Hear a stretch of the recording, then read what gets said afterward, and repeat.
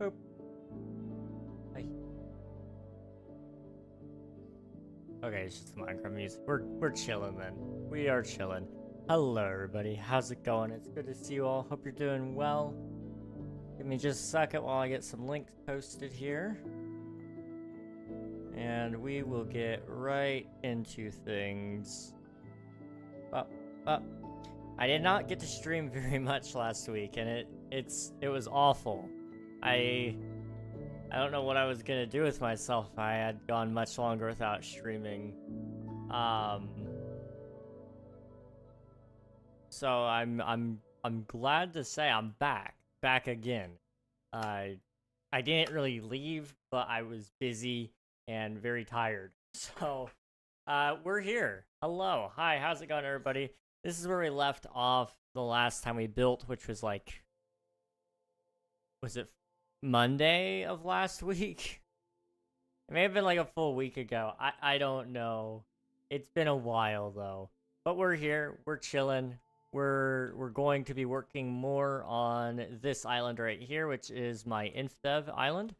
So here we've got like a very, very, very minimal version of what the Farlands would look like. However, we're gonna have to like stretch it all by a long shot. The problem is, like, I just don't have the tools available to me right now. By the time this video is actually ready to be recorded and stuff, this is all going to become a video eventually, then we'll actually be able to put together this properly, because I'll have access to some tools like World Edit or Axiom to extrude everything out the way it needs to look. So far, that's just kind of what we're leaving the Farlands to look like. However, we still have, like, a lot of terrain here that's all very, very flat. So we're going to kind of tweak that a little bit to make it look a little better. And then, of course, we also still need to do the underside of the island, which I may also just hold off on since it's a larger area.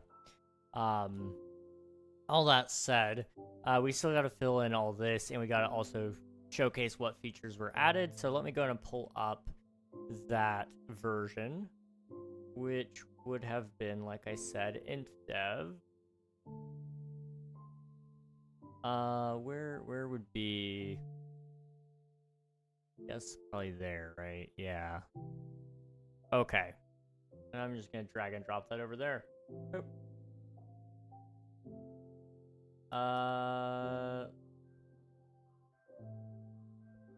How's Mr. Sparkle today? Mr. Sparkle am I Mr. Sparkle? Am I Mr. Sparkle? Hello everybody, welcome on in. Hope you're doing well. Admiral, congrats on grabbing first, and thank you for spending your taxes. Hello, Nafan, good to see you as well. So do thank you for spending your taxes. It's mine to steal. You stole it from me last stream too. Yeah, after your job the other day. Fair enough. Okay. Yeah, I'll talk about how the other day went, because it was interesting. So sorry, I'm going to make you see something you can never unsee with your shirt. You had all this time before I released it to tell me that there was something wrong with it. I'm gonna be very disappointed, aren't I? How bad is it? How bad is it?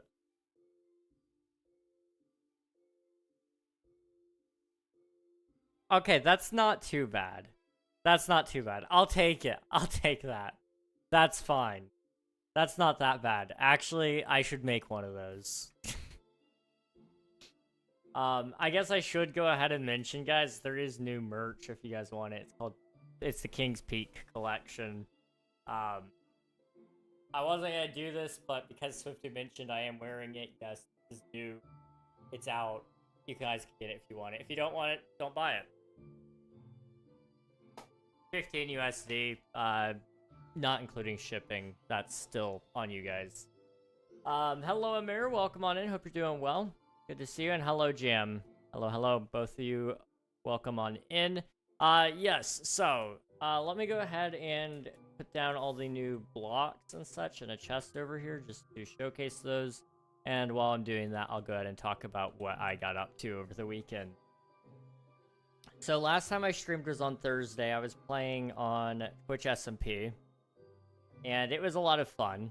You know, it's Twitch SMP. You can't go wrong with that.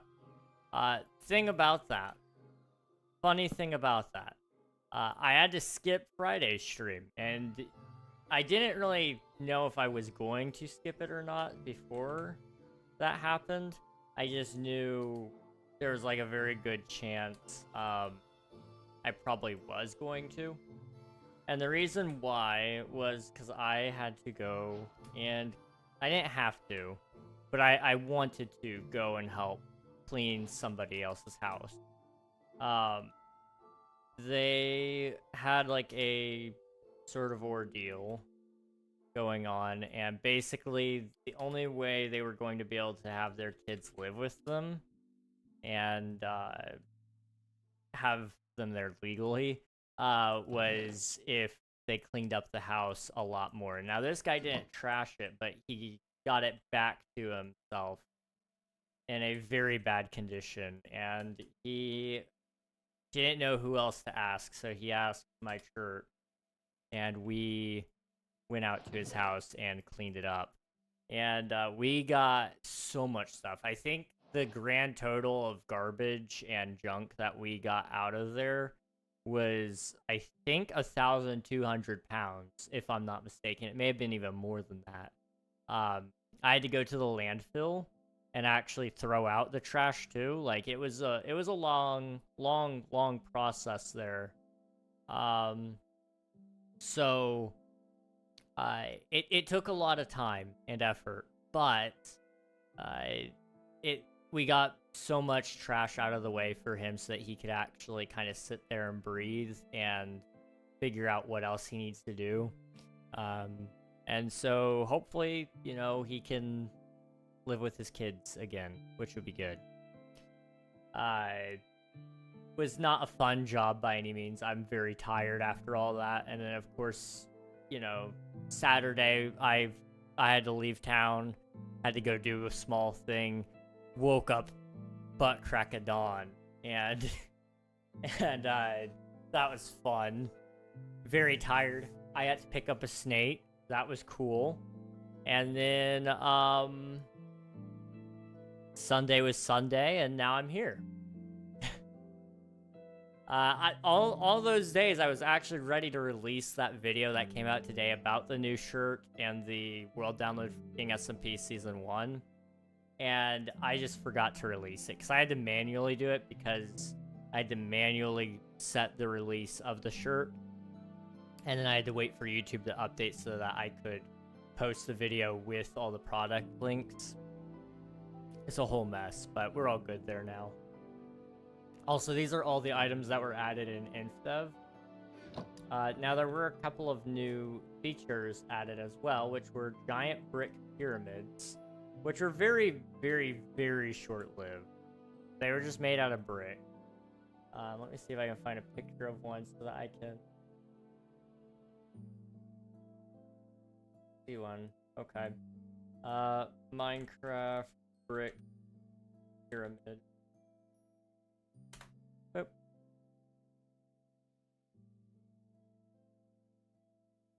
It's a really big pyramid for no reason. Made out of bricks, yes. Okay. Let's see. I'm from Hyderabad. Where are you from? I'm from the United States. I have no clue where that is, honestly, Nodi. But,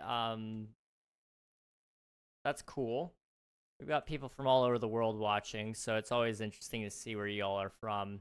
1, 2, 3, 4, 5, 6, 7, 8, 9, 10, 11, 12, 13, 14, 15, 16. 1, 2, 3, 4, 5, 6, 7, 8, 9, 10, 11, 12, 13, 14, 15, 16. 1, 2. Okay.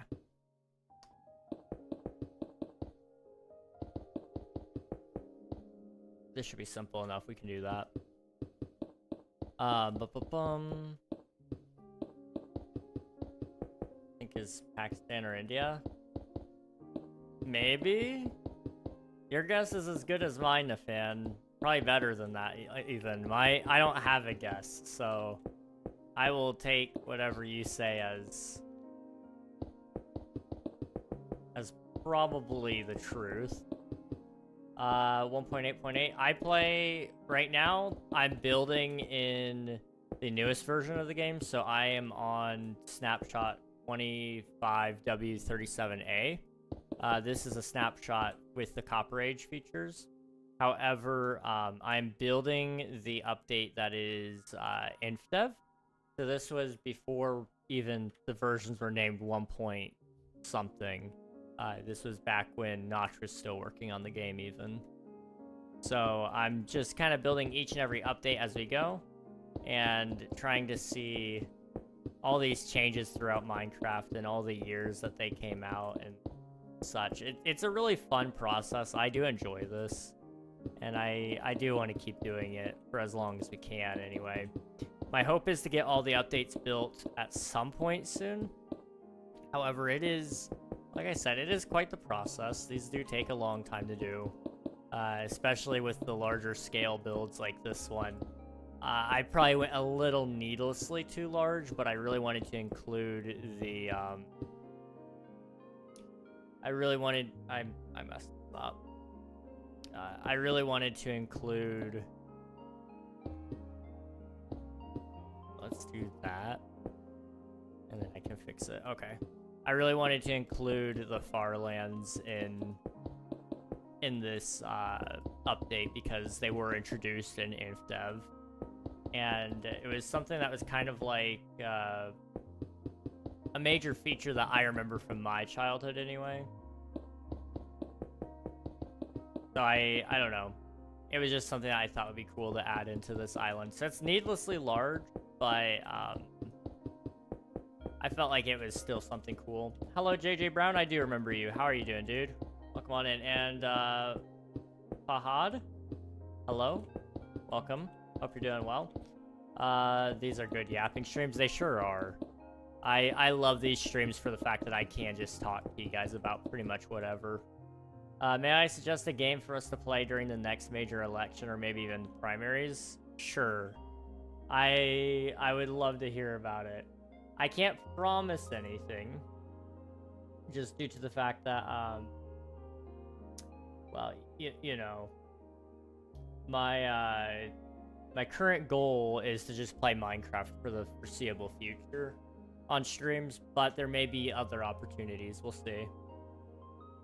Let's see. I just want to make sure I'm all caught up here. The base of the pyramid does not normally generate terrain except water and air. Okay. Seems to have also Farlands.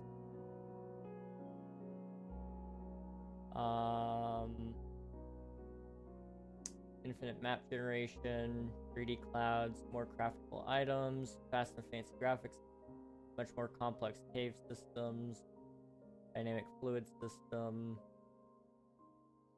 signs, ladders, doors, minecart rails, monster rooms. Okay, we need to add that. Siamir, welcome, or thanks for popping in, appreciate it. The Political Machine 2024, it's a game where you run for president, like how in I Am Your President, but more complicated and strategy-based. Okay, I see. Yeah, I'll see what we could do. Maybe we can make that happen. That could be cool. I can't promise it necessarily, but I do think it would be interesting. So we'll have to see. Okay.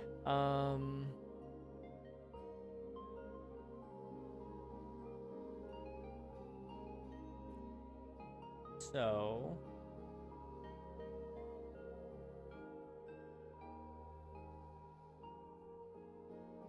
build these little monster rooms. I'm just trying to figure out where would be a good spot for it even. Maybe right here. Just put it into the side of the wall maybe. Like you imagine maybe with me right here. Do that. Have it inset into the ground a little bit. So it's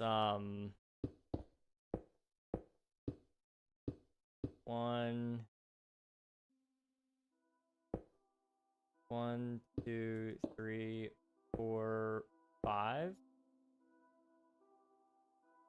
I think 1, 2, 3, 4, 5. Because basically it sits right in the middle, right?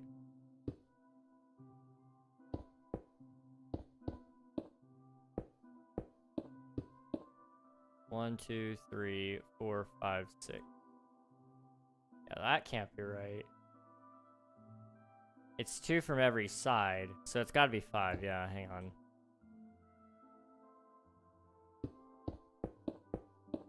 There should be like so.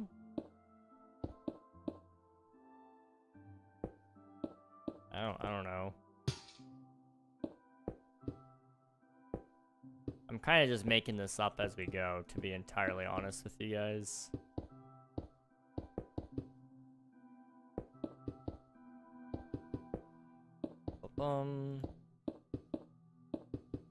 And I'm pretty sure none of the walls actually have cobblestone on them. So that's like a thing.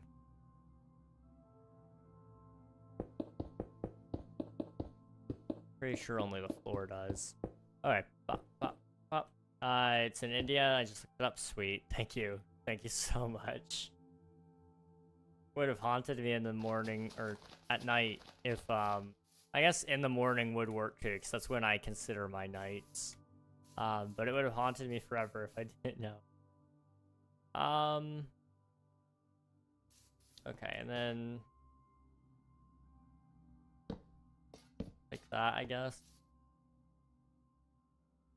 Yeah, at least gets the idea across. I don't think that's built correctly, but it's there, and that's all that kind of matters, I guess. Maybe. Okay, what else? Golden apples, wood and cobblestone stairs, and saddles. Okay.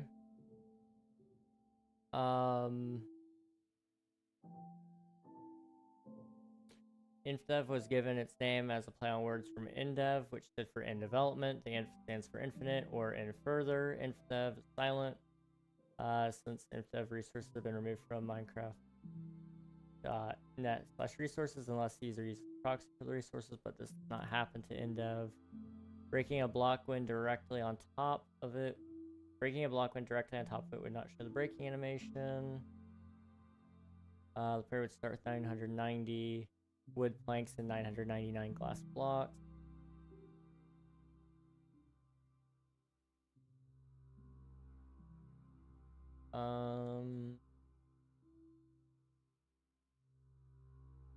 Okay.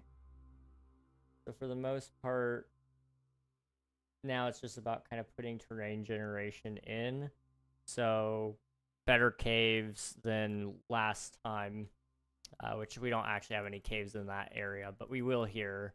And then just some hills and maybe a pond. Although I don't know if ponds were added in this version. I don't see them. I don't know. And then of course we need to put some trees around. Maybe some roses or dandelions. I think I saw some dandelions in one of them. Alright. Simple enough. Go with dirt. Just start with that. And, well, start with grass and then we'll do the next layer of dirt. That way I can kind of figure it out.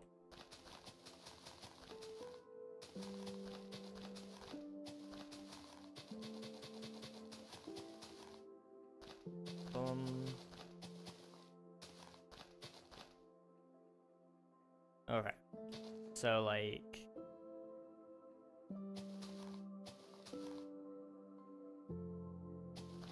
have that all come in by a few blocks.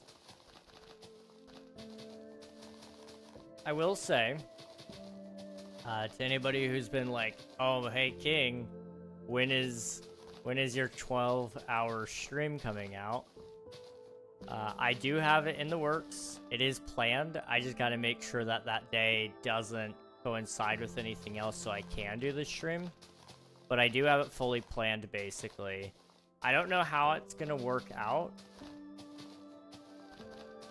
12-hour stream is tomorrow. Tomorrow would be like a death sentence for me. But I really don't want to do it tomorrow. But it will be happening probably this weekend, in all honesty. Please pick any other day than September 27th. September 27th is Minecraft Live, so I'm definitely not doing it then. I wanted to do a separate stream for that, and I also have to do plenty of videos for it, so I cannot do it September 27th. My plan is to hopefully do it this weekend. I don't know exactly how it's gonna do. You know, in the past, we've done like streams and it took me no effort at all to get through and do it. Like last 12-hour stream back in December, we got through it all. I actually did an extra 30 minutes with you guys just because. So, you know, I'm hoping it's another case like that where I just have so much that I want to do or can do that it's not a big deal if I reach the end of it. I'm like, you know, I don't want to be like exhausted by the end of it and not be entertaining. I want it to feel good to watch and to stream as well, you know.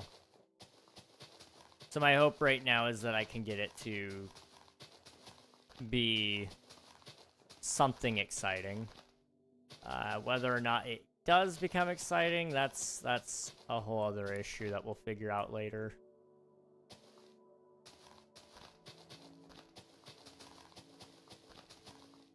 Will it start earlier than the normal streams? Yes, it will. It'll probably start at like 10 a.m. my time and then run until 10 p.m. So, whatever that is for everybody else. I'm not sure what that would be for most people. But that's like the most convenient time, more than likely, if it works out. Like I said, that's the plan. It's not necessarily a promise yet, but that is the plan. My parents are out of town, so I don't have to be judged by them for being at my computer all day. Not that they would ever judge me for that, but it means I can be noisy all day without being a problem. Guitar? Yes. I could play some guitar, and that is on the docket. I will say I've currently got like an hour and a half, I think, allotted to it, just to try to keep me on schedule, but I'm willing to run that longer because that'll put us at the halfway point of the guitar will, and I'm not picky. I'll play and do whatever for as long as I can there. 12-hour stream then house party. Yeah, exactly. My competition day. Okay, I gotcha. You're all good, Swifty. Yeah, you should be able to make it. You should be able to make it. Okay, there's a couple of things that need to happen here, and I don't know. I'm thinking maybe right about here. Kind of do like a sort of hill thing. It's right there.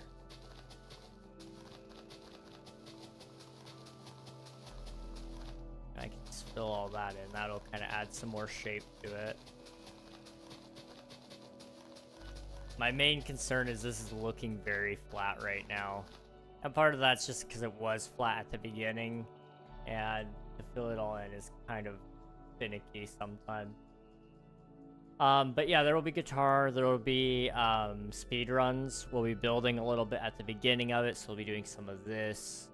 I'm hoping to play some mini games as well. That just depends on how many people are interested in playing alongside me, but I will probably play for a while there. I don't know what to do without King SMP. I do have Twitch SMP as a possibility, but I don't know if we'll play it very much. As much as I do enjoy Twitch SMP, it is going to be digging, and I don't want to do something too terribly boring if I can help it. Hello, Alexis. Welcome on in. Hope you're doing well.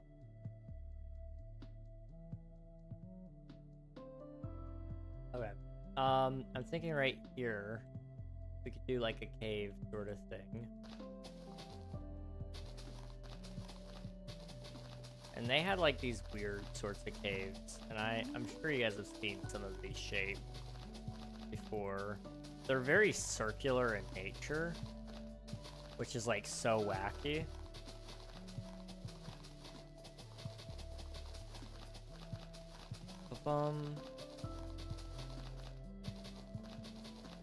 Speaking of Twitch SMP, how's the master plans going with that guy with a frog on his head? I'll be real. We haven't talked about it since then. But I'm sure they're going great. I just haven't been a good henchman and kept up to speed with all that.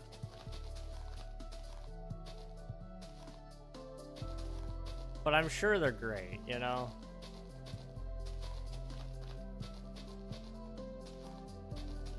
I do want to get back on there, though. I want to play more Twitch SMP. It's just there's not enough time in the day.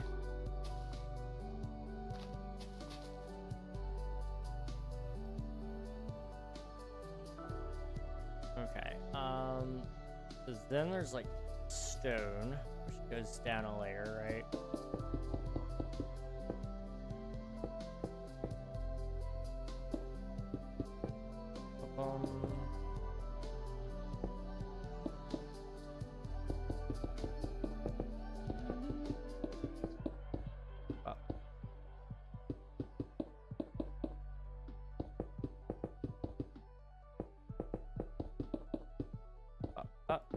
Okay. That kind of just looks like a really big creeper hole, but that's okay. Also, trying to think, how did these things generate? Okay, they generated regardless of the terrain around it, it looks like. Except for caves. Caves would delete portions. Okay, I see. I see. Okay. So this could be put there, but the grass itself would not. Okay, gotcha.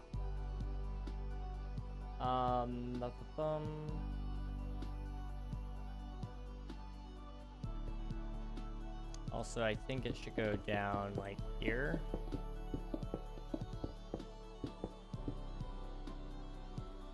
Up.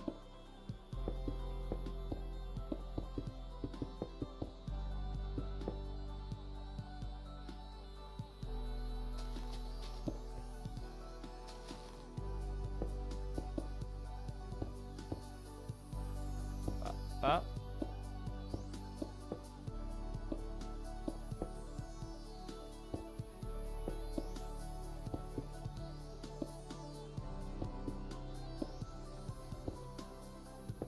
Just need it to kind of come over a little bit. Doesn't have to do anything necessarily too insane. It just needs to look like it's something from an initial look.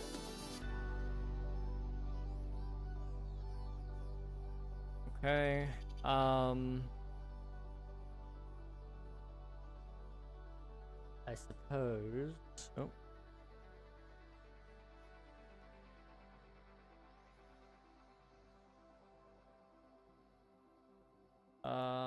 We could do.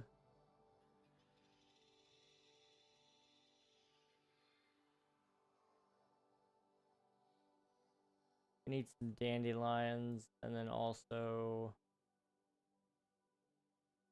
maybe a little bit of water, but that's about it.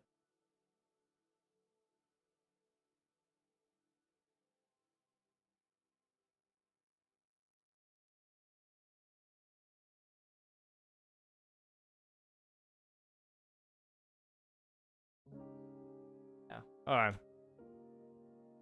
So what we'll do is over.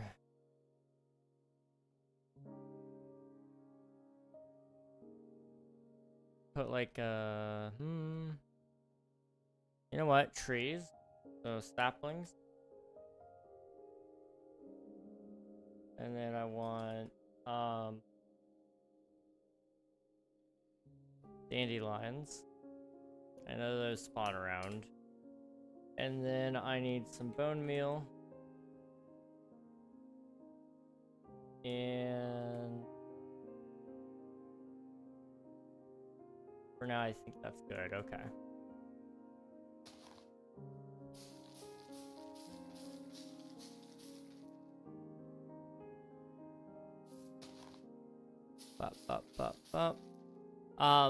Oh, so a couple of cool things. I've been working on Omnia. I'm sure you guys are probably sick of me talking about it at this point. I don't know.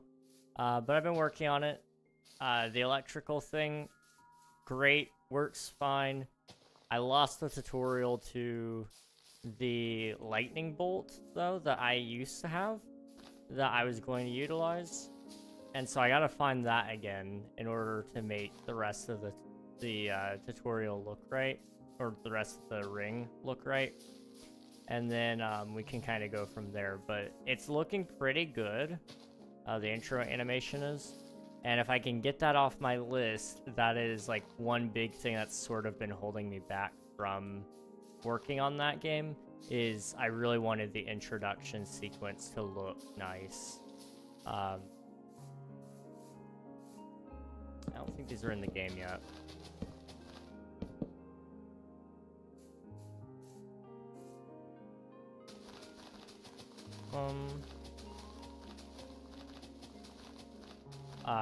So yeah, I'm hoping to get that done, maybe not this week, but at least this month.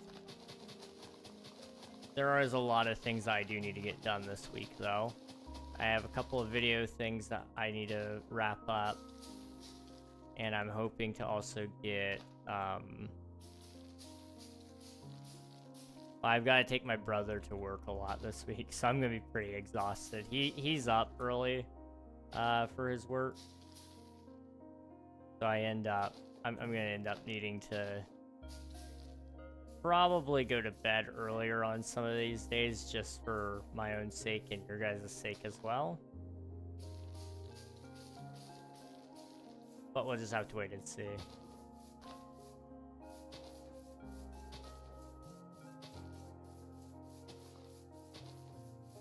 Up, up, up, up, up, up, up, up.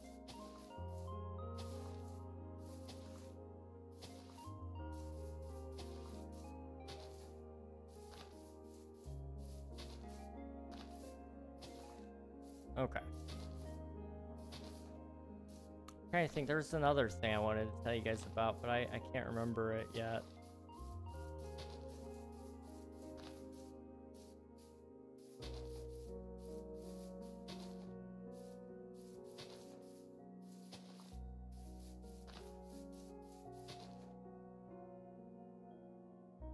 Okay. That isn't terrible.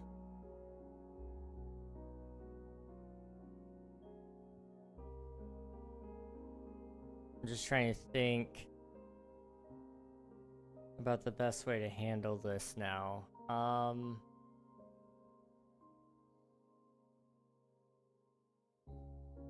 Because those edges need to just go back further, like by 20 blocks at least.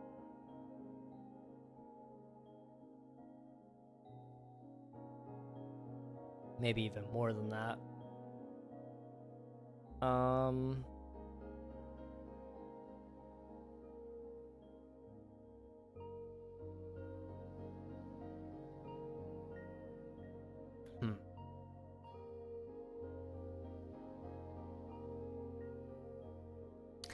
I don't really want to do it by hand. So I'm thinking we don't do it by hand and we just move on to the next update.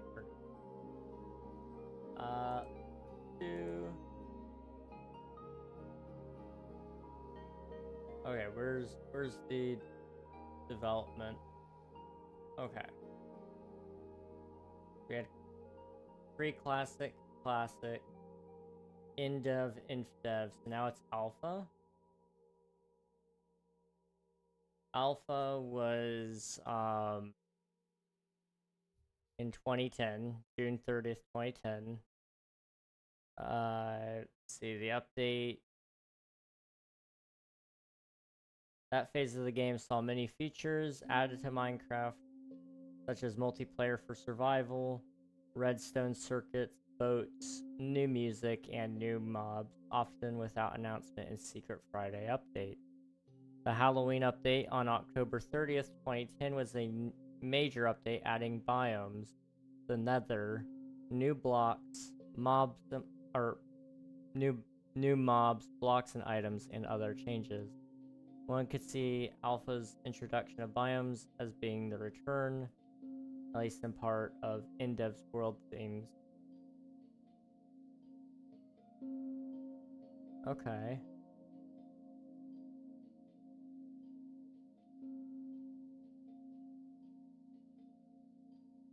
Gotcha. Interesting. Today, 23% of all alpha versions are lost. Wow, that's sad. The lost versions of Minecraft are very interesting. I don't know how many of you guys have gotten into that, but there's been like a search for some of these versions, and you're basically just asking people who you can find that were around from back then that may have been playing Minecraft and maybe have an old save of it somewhere, and hoping that they can help you find the lost version from that time period. But more often than not, the people deleted their old files, or they wiped their computer, or what have you, because it was, you know, like what, 18 years ago? No. No, it's not been that long. Hang on. It's been 15 years since Alpha, so...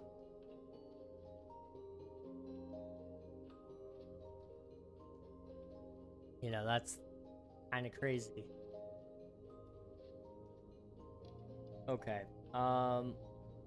Main article. Alpha. Okay.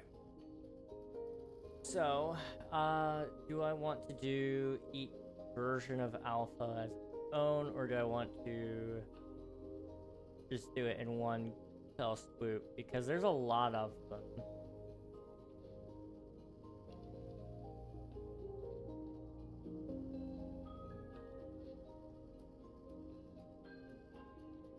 I'm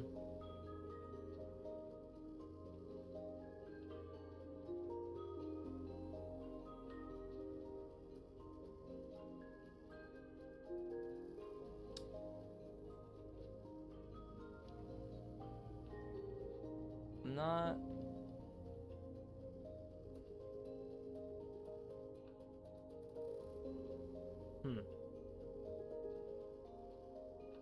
So I suppose... Because here's the thing, okay? So we've got... Huh.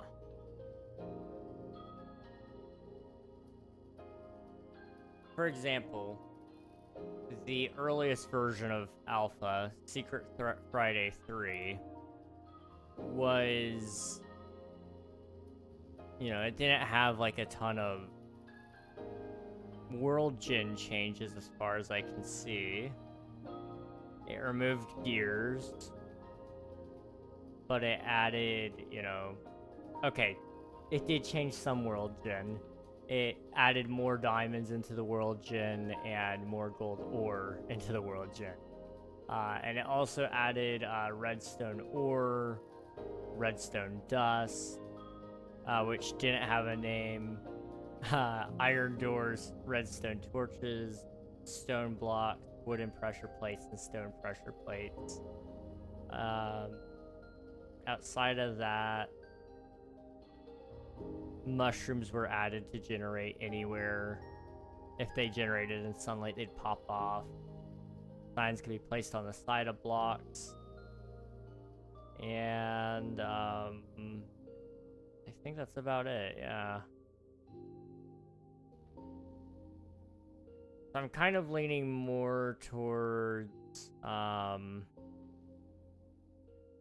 there's a lot of versions of the game that we're not sure what was changed as well.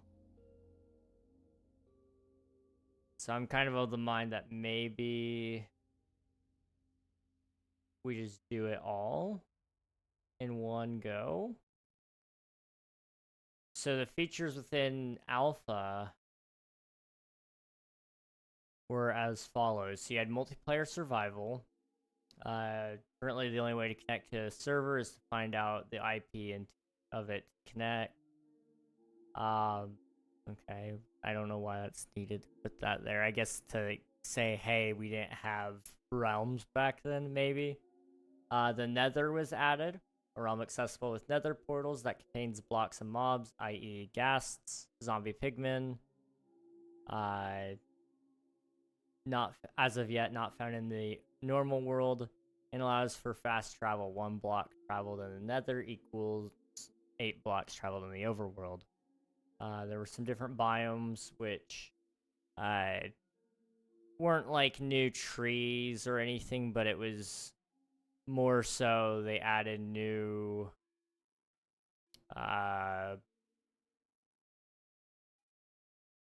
new terrain generation for each biome. So there were things like cliffs and things of that nature. The addition of redstone circuits, a logical I/O system on-off system, including switches. The following items from the Halloween update: Netherrack, glowstone, soul sand, pumpkins, and the jack-o'-lantern. Improved AI pathfinding and spawning, new sounds for caves and mobs, the addition of snowy and icy terrain plus craftable snow blocks, the addition of boats, cows, slime, and chickens, music, more paintings. Press F1 to remove the inventory display. While holding F1, press F2 to take a screenshot. 40 inventory slots instead of beta, and later's 36, since one could hold items in the crafting slot. Interesting, you could hold items in the crafting slot. That's cool. That's very interesting. Sneaking was added, and fishing rods and fishing were also added to the game. Okay.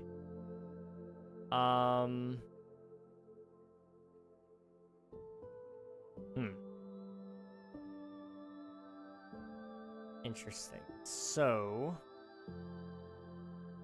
I'm just gonna start by moving over here. And we're just gonna come over this way by a decent amount. I'm gonna be far enough away from that it's not gonna be an issue. Slash that block right here to stone. I'm just gonna put some grass on top of it. And then I'm going to get a double chest. I'm gonna get a chest and turn it into a double chest. Okay. So, redstone. Redstone port. Dust isn't a little bit later. Pressure plates. You had the oak pressure plate and the stone pressure plate. You had the button and the lever. And then you had iron door, snow layers, and ice.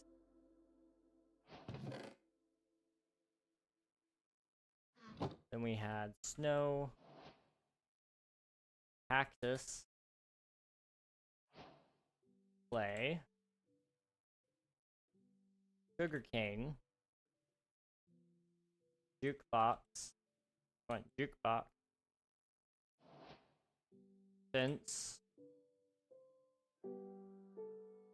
Is that crying obsidian? No, nether portal. Okay, I just can't see. Nether portal, which is a block that we can't obtain. Can I do /div king nether underscore portal?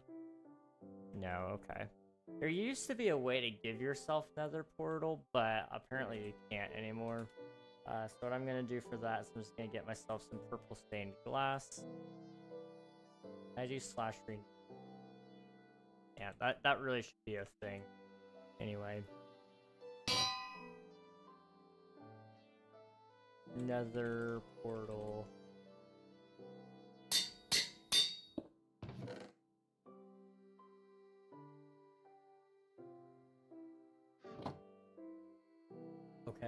Netherrack, and soul sand. Alright. Now we need glowstone and pumpkin. I guess it was carved pumpkin, but it was a pumpkin originally. Jack-o'-lantern, redstone, dust, snowball, boat, which actually looked more like a coffin at the time, leather, milk bucket, paper,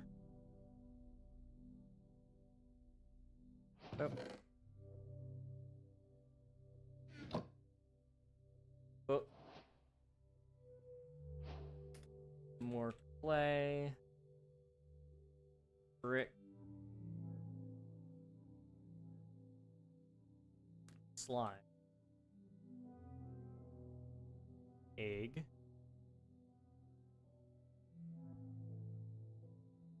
music disc 13, and the green one. Is it cat? Is that the one? Cat. We had furnace minecart and test minecart.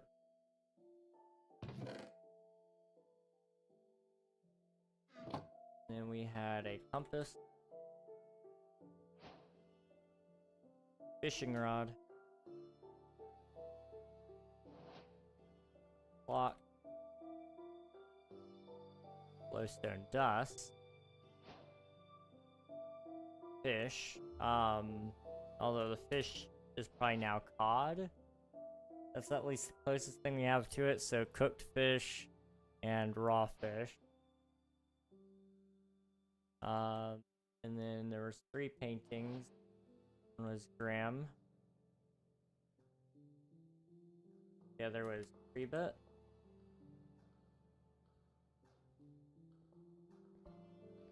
Hong.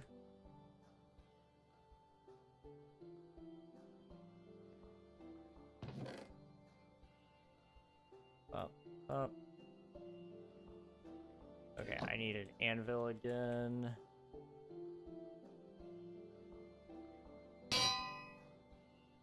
Cooked fish. Raw.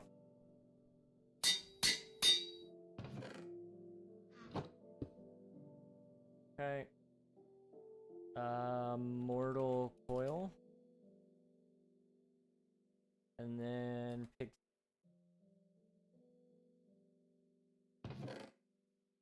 Okay, that was all the items added in alpha. Which, at first, it kind of looks like, that's kind of lackluster. What do you mean alpha only had all this? That's actually quite a lot. That is quite a lot. What's the point in living? To do things that make you and everyone else around you happy. To find value in what you care about. To just wander around aimlessly is a pretty boring life, isn't it? Okay. So, what biomes did they add?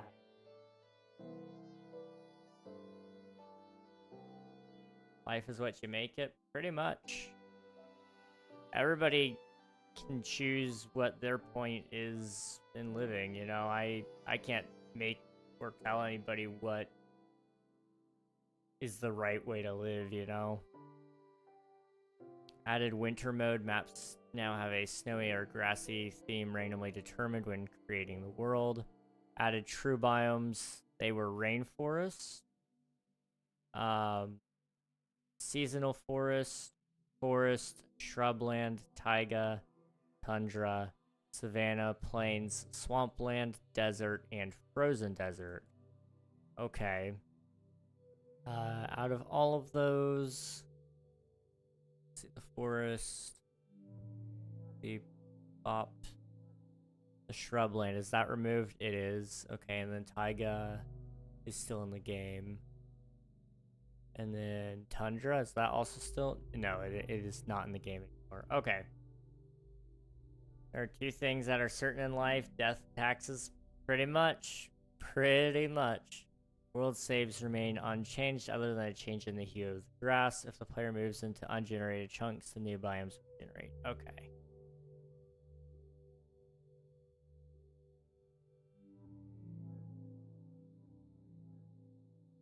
I see. So,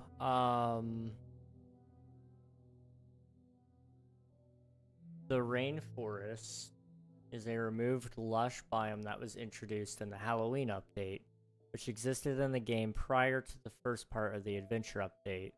It can be viewed as a forerunner to the jungle biomes seen in later versions of Minecraft, specifically versions after Java Edition 1.2.1. Due to their denser than average vegetation, there's a higher concentration of oak and birch trees, and large oak trees are generated more often. They usually consist of low, flat plains and high cliffs and hills, but can also be very mountainous. I see. So it was just a dense area.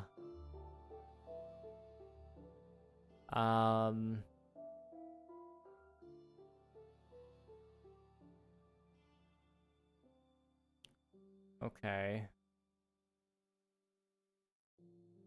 Interestingly enough, rainforests were in Minecraft Xbox 360 edition. Title Update 1 had them. Which is very, very, very interesting.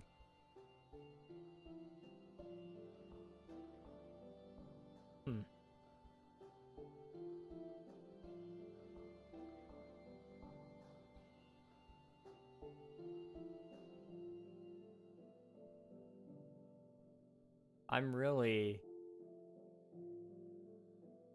don't want to get down the rabbit hole of all of these updates, but like...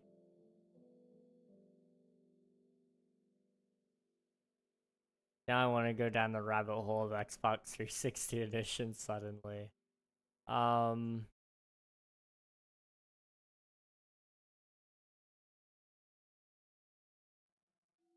What was the version of Xbox 360 edition that was on disc? There it is. This is what I distinctly remember playing the most, which was released in 2013. And it was,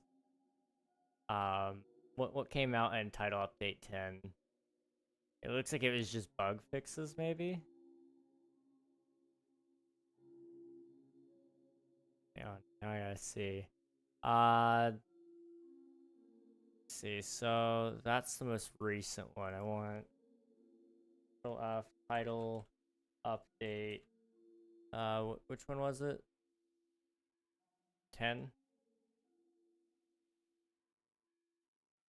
I'm not seeing 10. We're interesting. Did they delete? There it goes. Okay.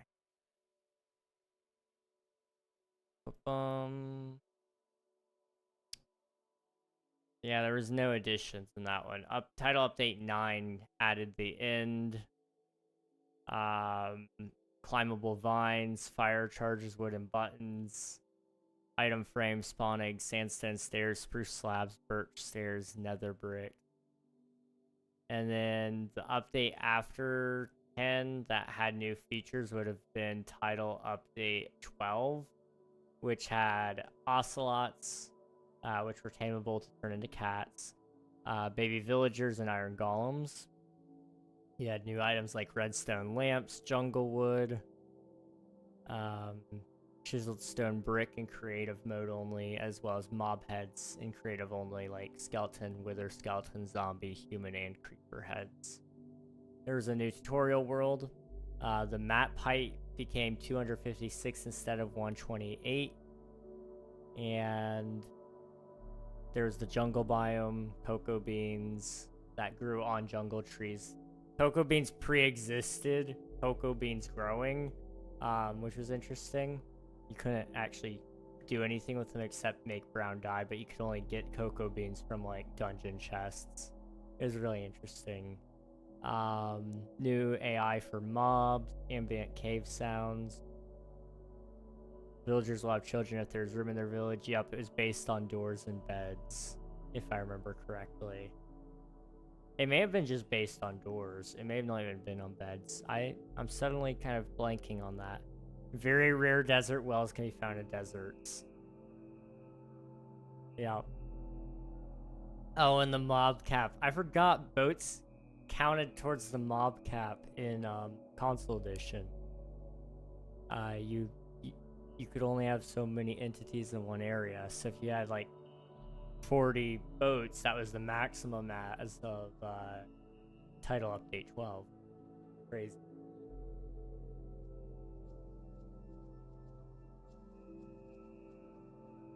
Actually crazy.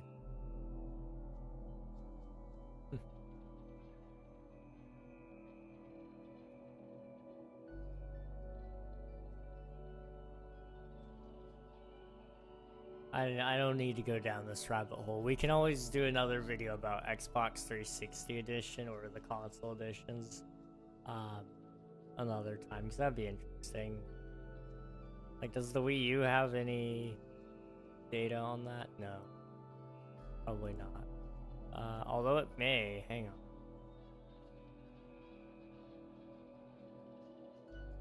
No, okay, I'm trying to find it. There we go. So yeah, the Xbox 360 and Java Edition were the only ones that had this rainforest, which was the precursor to jungles.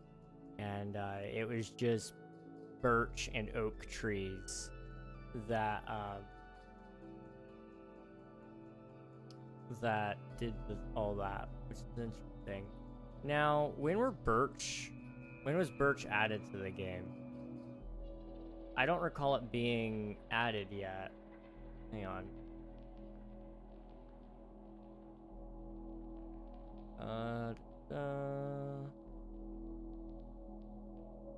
Java Edition. Spruce and birchwood were added in 1.2. So just before the rainforest was removed. Which would have been, or no, okay, beta 1.8 was when rainforests were removed, so beta 1.2, or is it alpha 1.2? It's beta 1.2. The spruce and birch were added. Okay, gotcha. Alright, well, we're getting a little ahead of ourselves. Beta is where that's gonna get interesting.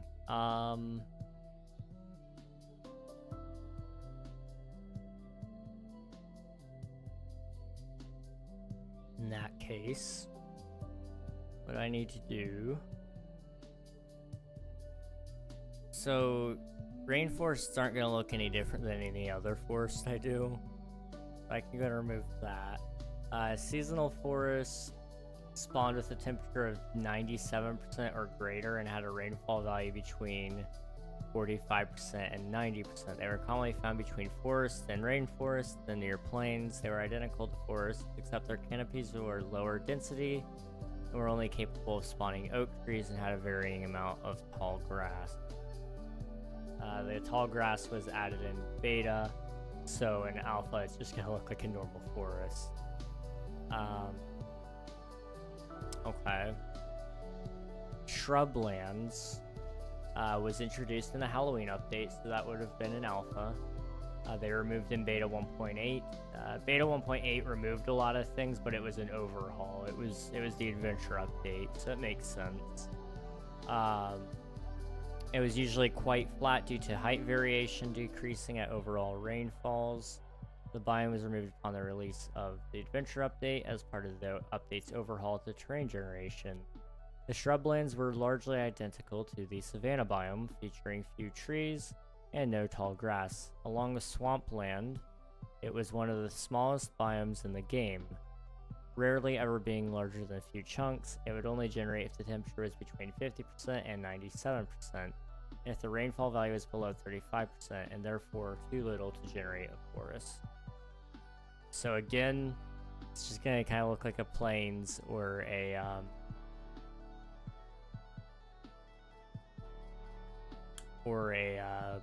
forest. It's really hard to do that otherwise. Then you have the tundra and the ice desert, which, as far as I can see, tundras have a little bit more history there. So they were added in Alpha 1.2, removed in Beta 1.8. Then they were re-added to Java Edition as Snowy Plains, at that time called Ice Plains or Ice Flats, in Beta 1.9 or 1.0, depending on what kind of person you are, but that's Minecraft 1.0. Pocket Edition added them in version 0.1.0, and then in version 0.9 they removed them and built one, and then added Snowy Plains as its variant at that time called Ice Plains or Ice Flats. Then on Xbox 360 Edition, in Title Update 1 they added tundras, and then Title Update 5 they removed them and re-added them as Snowy Plains, at that time called Ice Plains or Ice Flats. Okay. So tundras and ice desert are both new versions or new biomes added at that time. Now I'm really curious. The desert was also added, and so was the swamp. So we'll add kind of those, I guess, as well.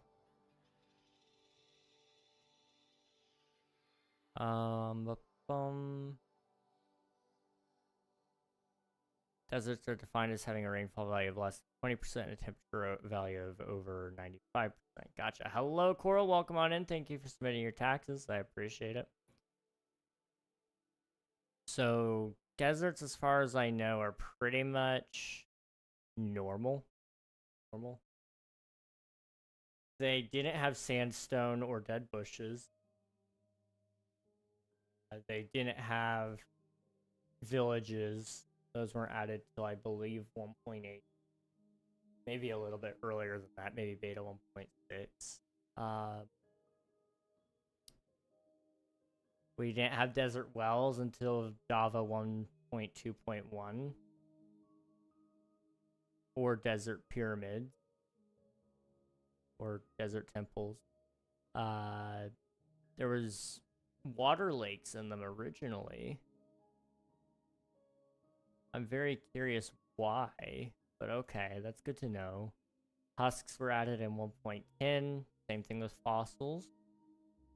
1.14 allowed pillager outposts to spawn there, and the look of desert villages had been updated in 1.14 as well.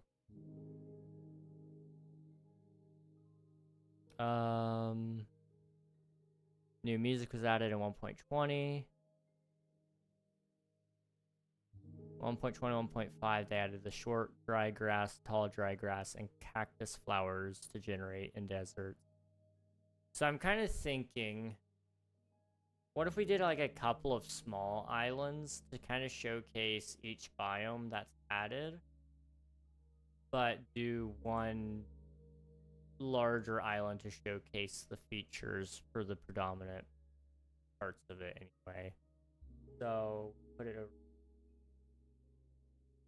I know that was a lot of thinking, guys, but we're good now. So we'll do like a small little island here.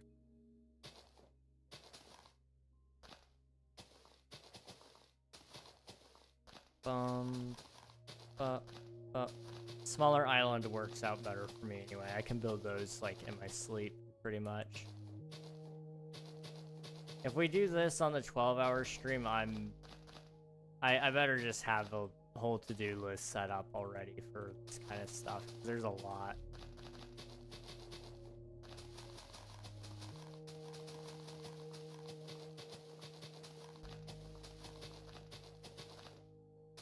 Up.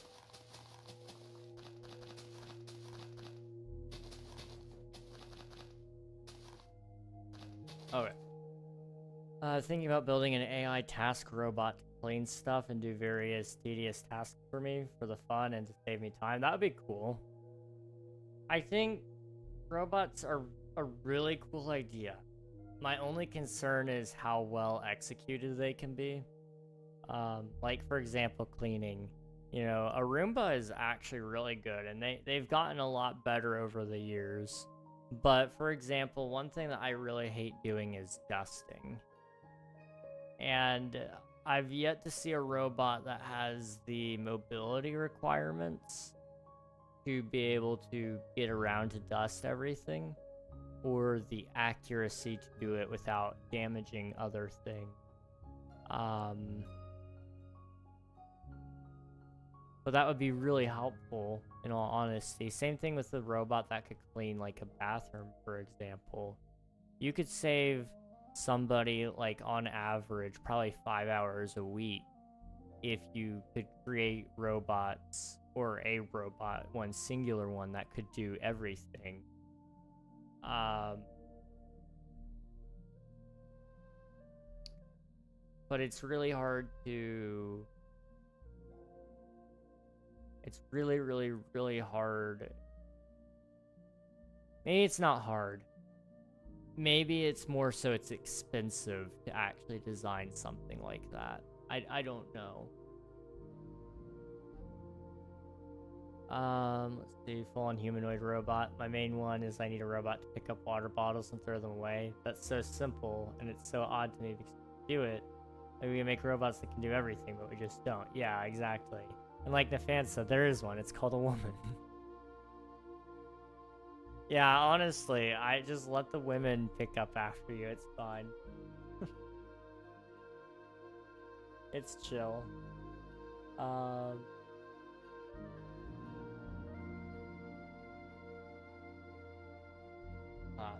Like... Okay. So we need...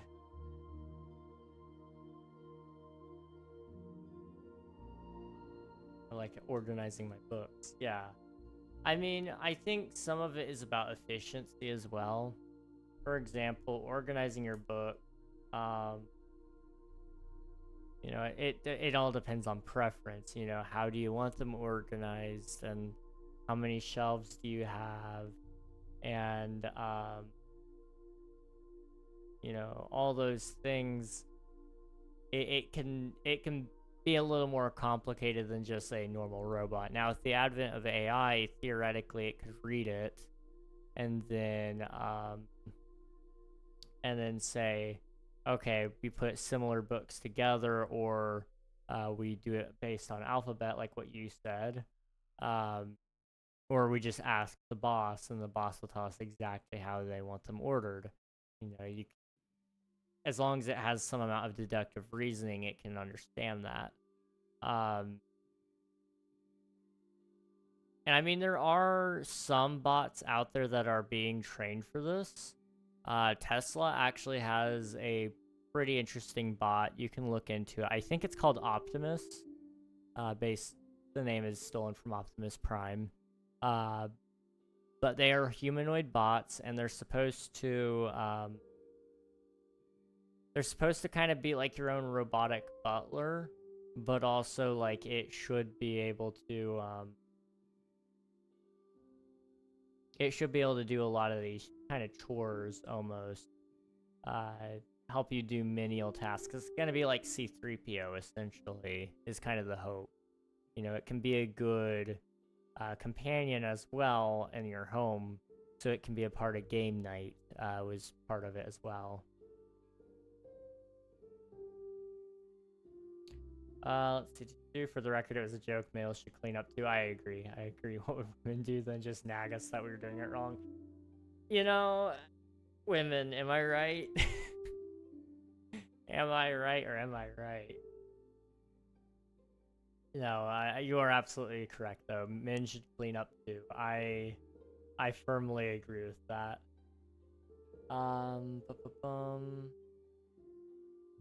Hello, Coulter. Welcome on in. Hope you're doing well. I'm building some islands today, so we'll be building an island for every single Minecraft update.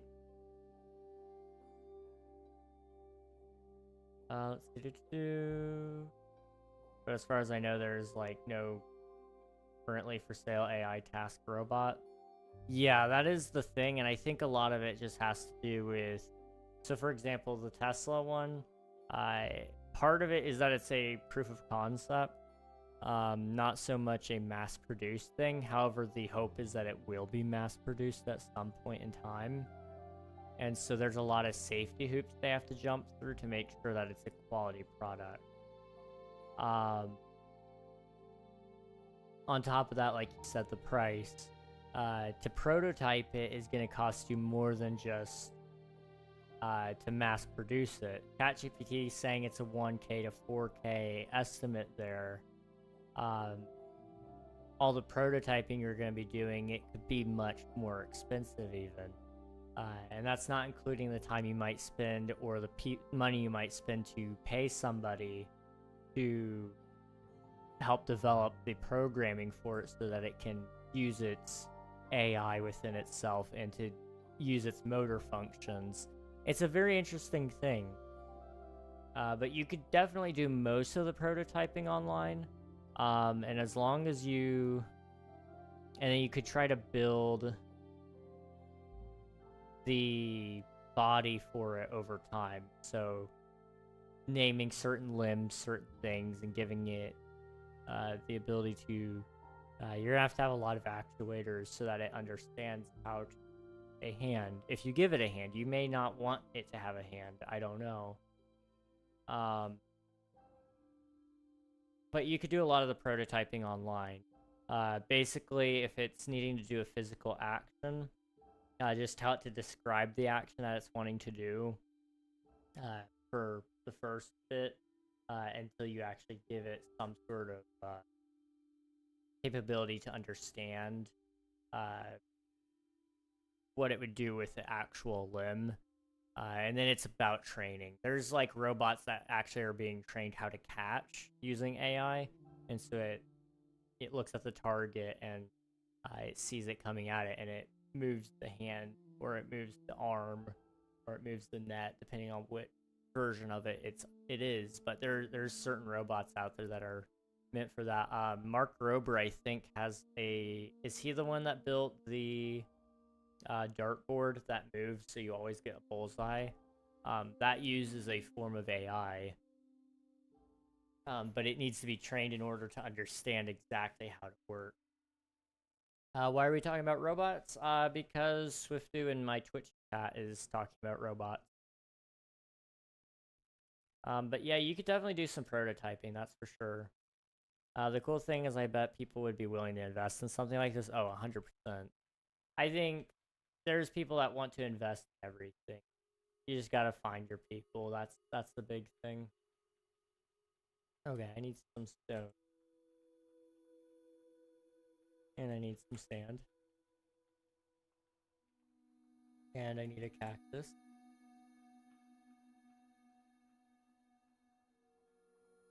We'll just kind of come down and over.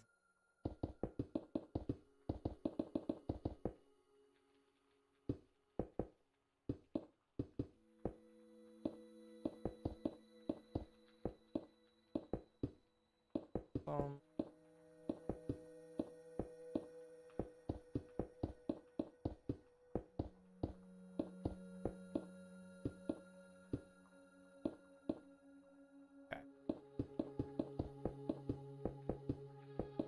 But yeah, I would definitely look into that a little bit more stuff, dude. I think 1 to 4,000 is a good price that I think consumers would be willing to pay. Because we buy things like phones, and phones are expensive. Phones are about $1,000 on average. That all said, you know, we buy computers that are $2,000 to $4,000, depending on who you are. And on top of that, you've got things like, what do you got?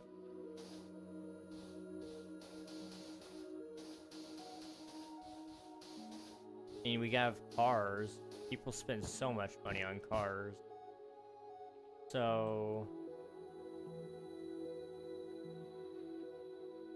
I would say in general you probably have a pretty good shot at something like that working out, I would think.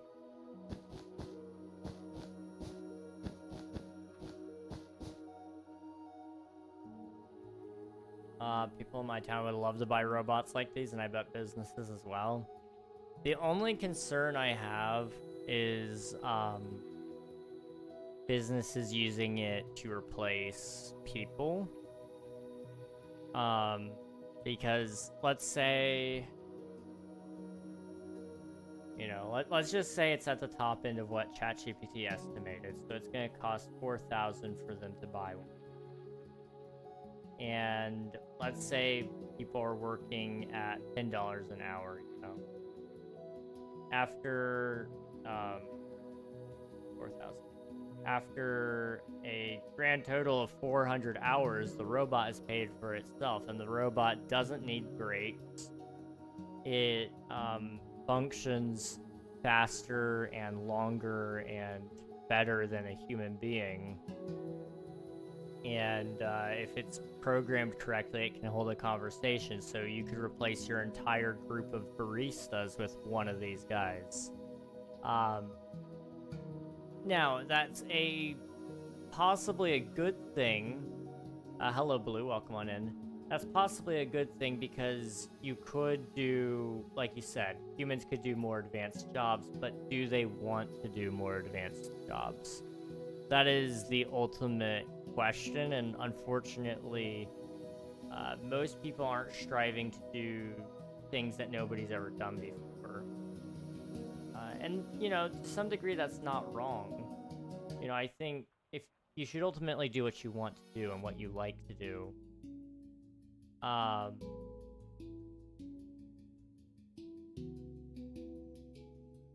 Whereas, you know, the way we look at it, Swiftu, you and I would much rather do something much more creative and much more,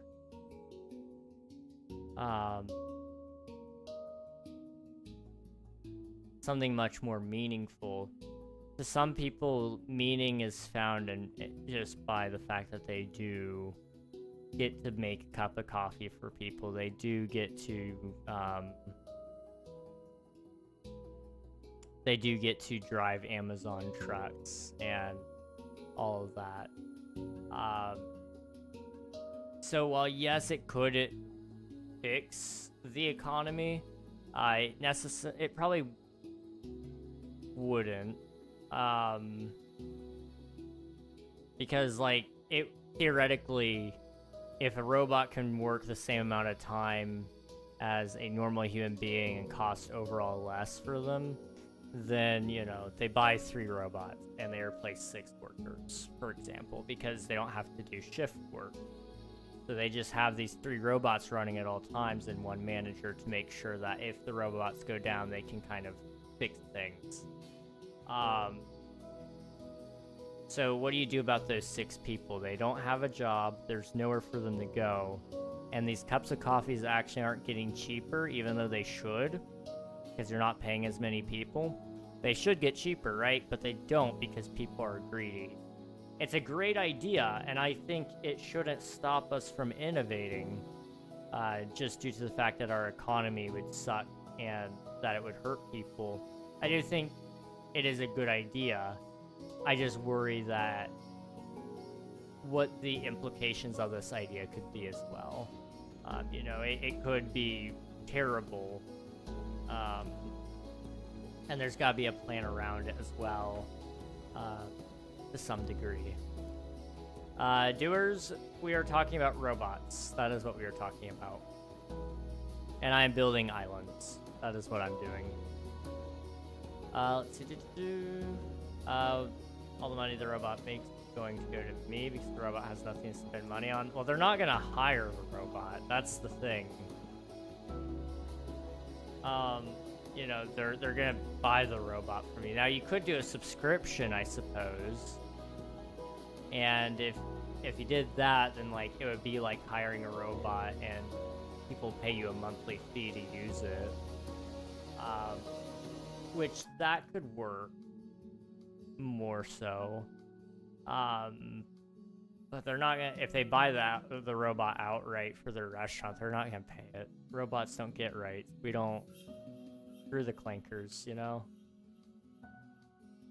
And then I reinvest that money to make more robots to make more money. That's fair. Yeah, you could definitely make more robots with any proceeds you get. ChatGPT changed the price to 16K to 18K after further details, so that's a bit more. Yeah. In that case, let's go high end. 18,000. Divide that by 10. 1,800 hours, which is equal to 75 days worth of work for $10 an hour.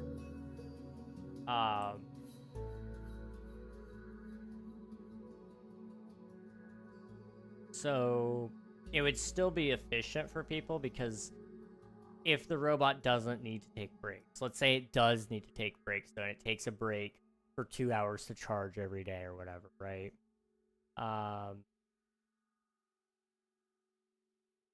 That would mean, like,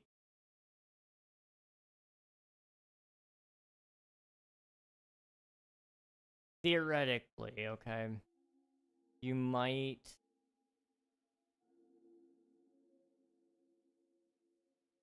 I think smaller businesses would keep hiring people because it's cheaper for them in the short run.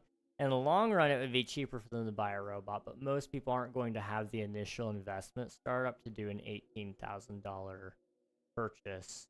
And certain industries as well are better with a human touch. Think of like music stores, for example, which I know are dying out anyway. But music stores are something that a lot of people would not go into and love to see a robot in. Because a robot isn't going to be able to play the guitar for them. Not in a way that shows what it would feel like in a human's hand, you know?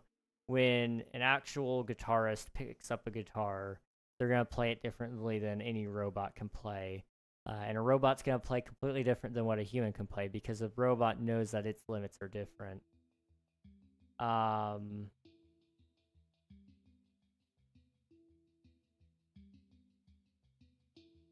So,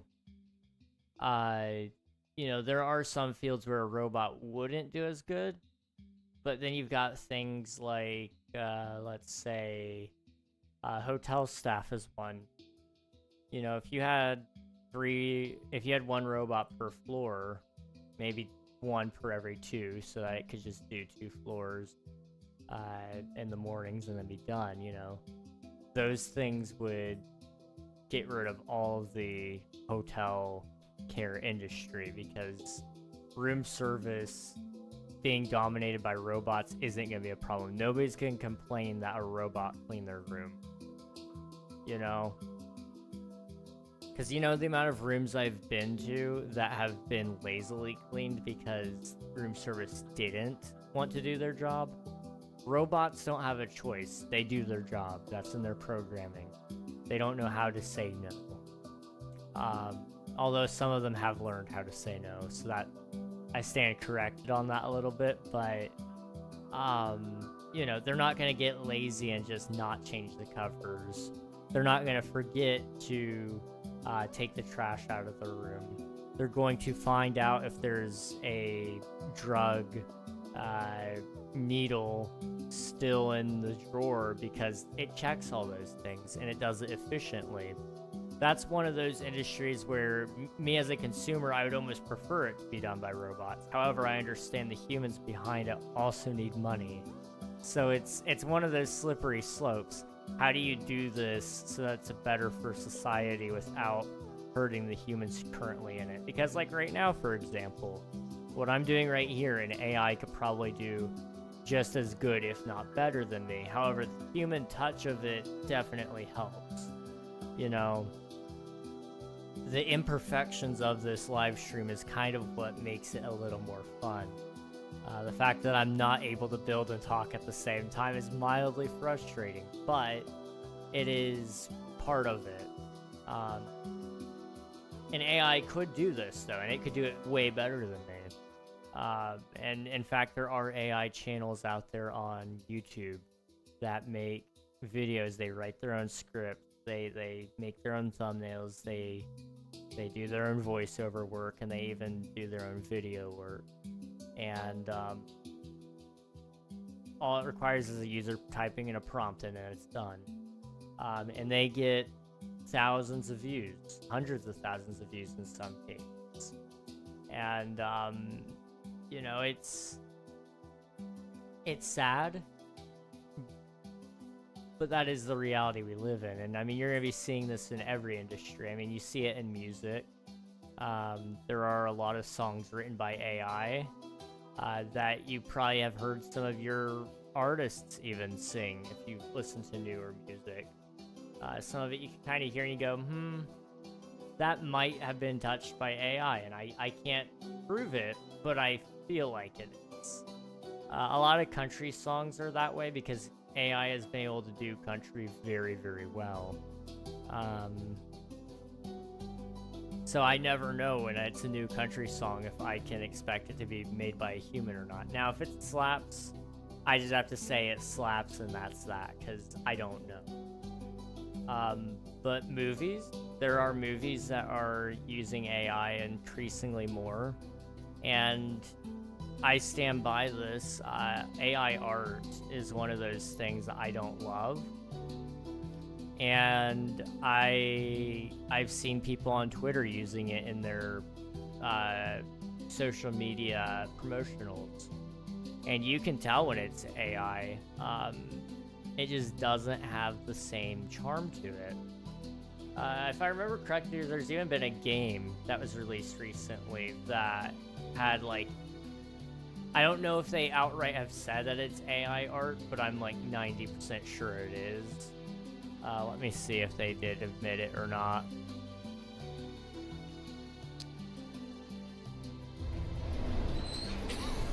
Well, if you guys didn't know what I was looking at yet, you might now.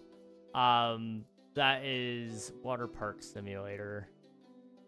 No AI was used in the making of this game. We pay artists for all of our assets and marketing, images, videos, translation teams, devs, etc. We are proud to be a 100% human-made. Okay, they're claiming to be 100% human-made, and they may be.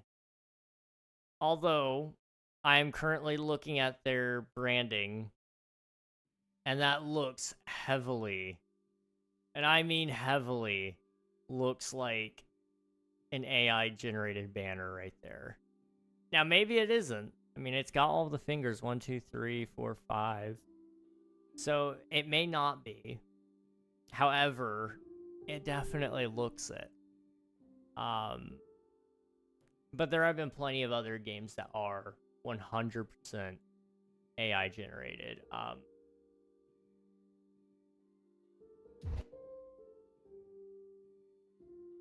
I'll send it to you, Swift, too. Oh.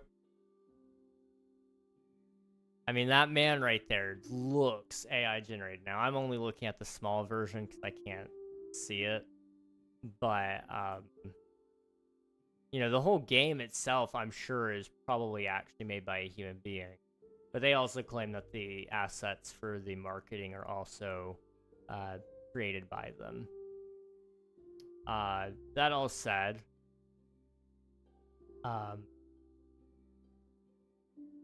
there are a lot of items on the store. I don't want Water Park Simulator, please. If you just go to the front page and find one of the, like, top games, I'm sure you'll probably find one. I mean, you've got the madness that Steam is. Like, I can't read out some of these names.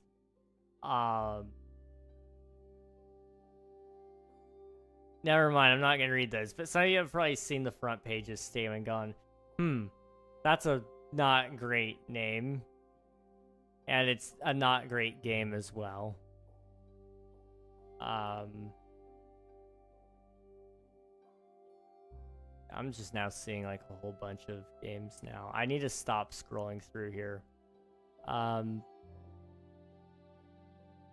But I know there was one company on Twitter, or one Minecraft server,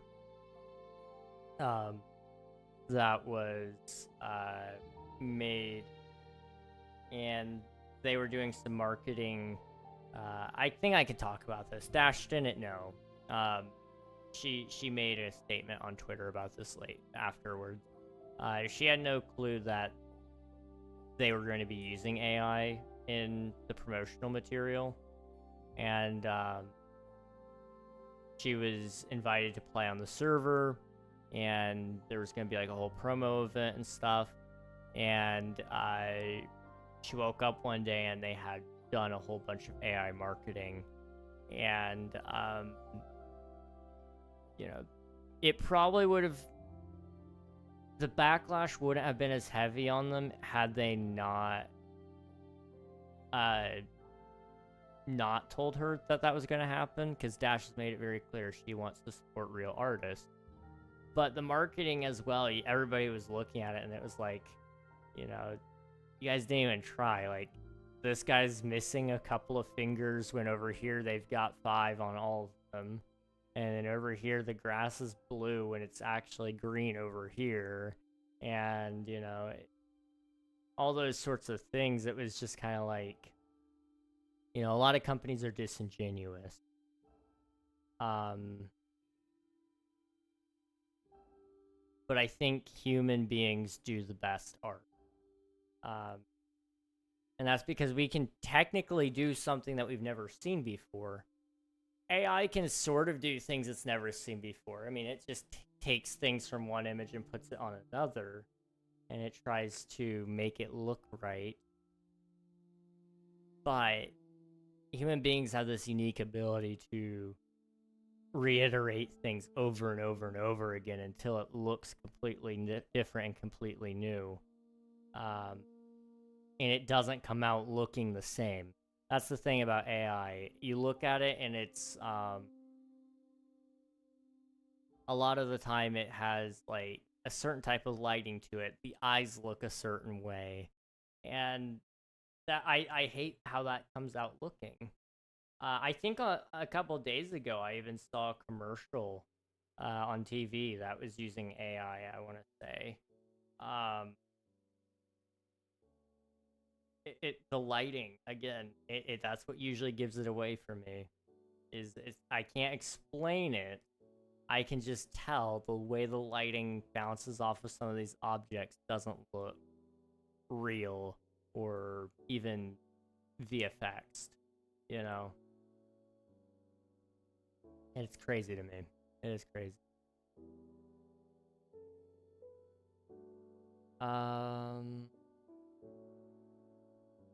If they wanted to buy it, I would have to make it fair. I would have to make it 324,000 because if it lasts 15 years and it makes 20 or 10 an hour within 40-hour work weeks, that's fair, yeah. Yeah, I will say, I mean, I don't know. I don't think it's an entirely bad idea. I just think it's a slippery slope. And that's why a lot of companies haven't gone to doing that. You know, there are some things that are just like,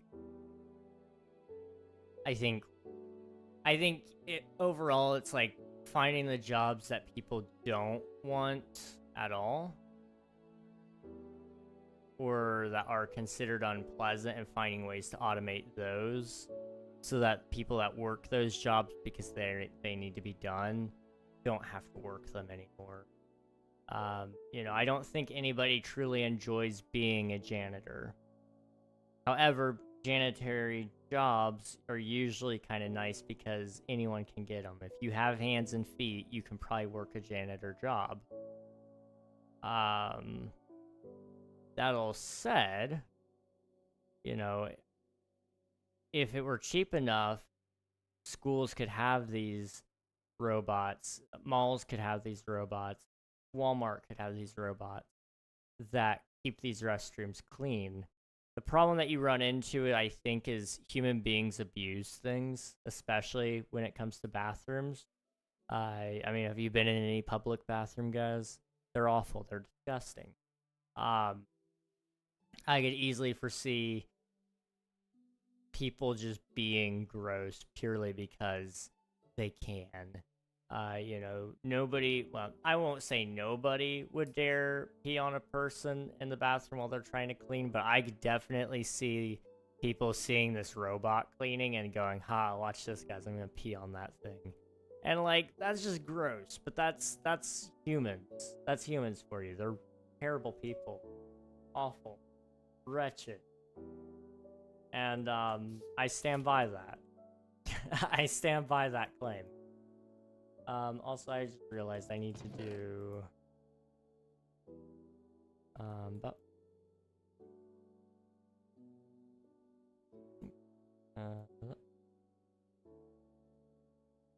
there we go.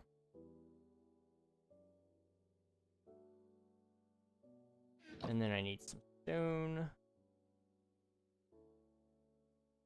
Okay.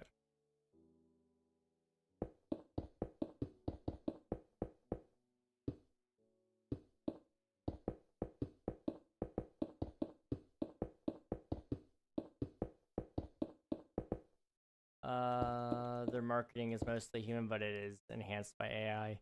That's the thing. I can tell that it... Okay. I could tell that it wasn't fully human. But I could also tell it wasn't, I could also tell it wasn't fully AI either. I don't know.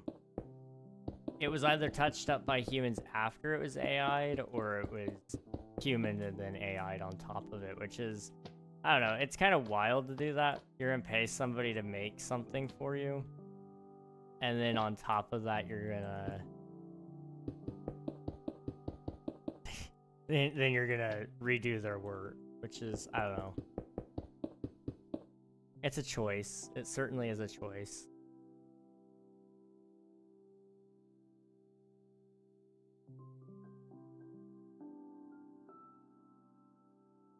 Okay. I want to do, like, maybe the snowy biome over on this side.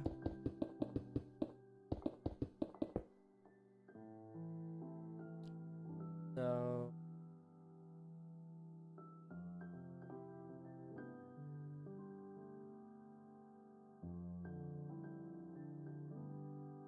the tundra, which is just snowy plains, essentially. Okay.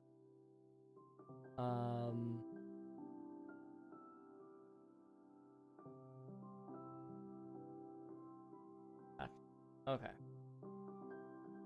Easy enough.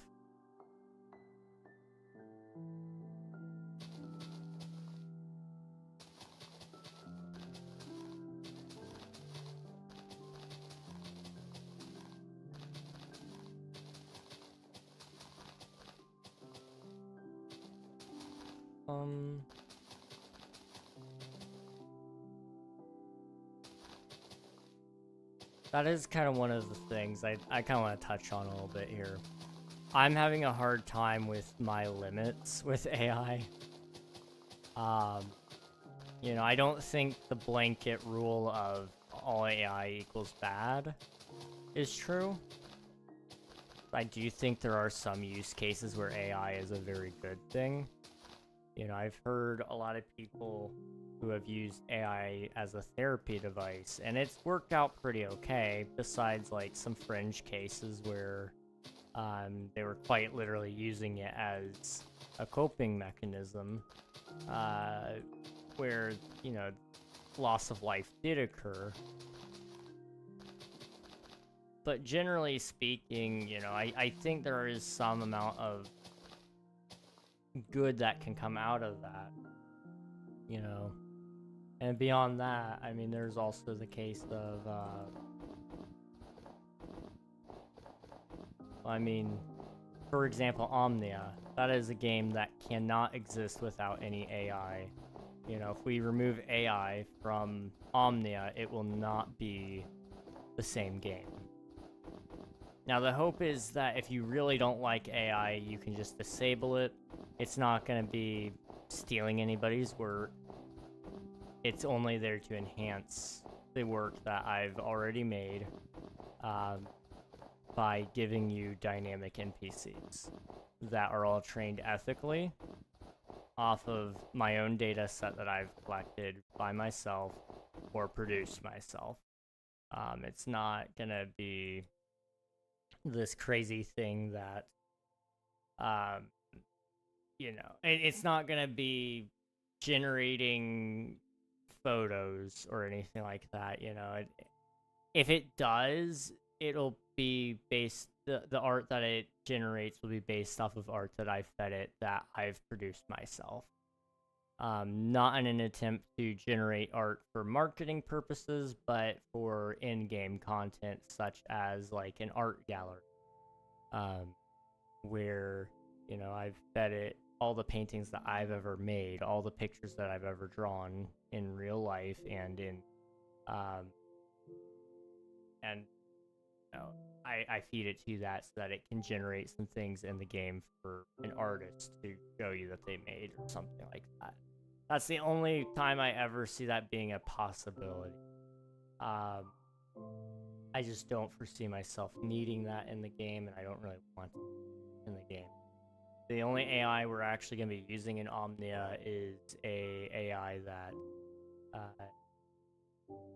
it's going to be a chat model, you know. That's pretty much what it is. And then there's going to be, that's kind of working in conjunction. There's the chat model, and then there's the game model. The game runs, and it has this AI attached to the NPC that is aware of its surroundings, and it takes that all in, and it thinks about that all the time. And you've got the other model that's actively thinking about what the player is saying or what to say to other NPCs as it's simulating the game world. It's just the best way to do those sorts of things, I think. I don't know. I don't know.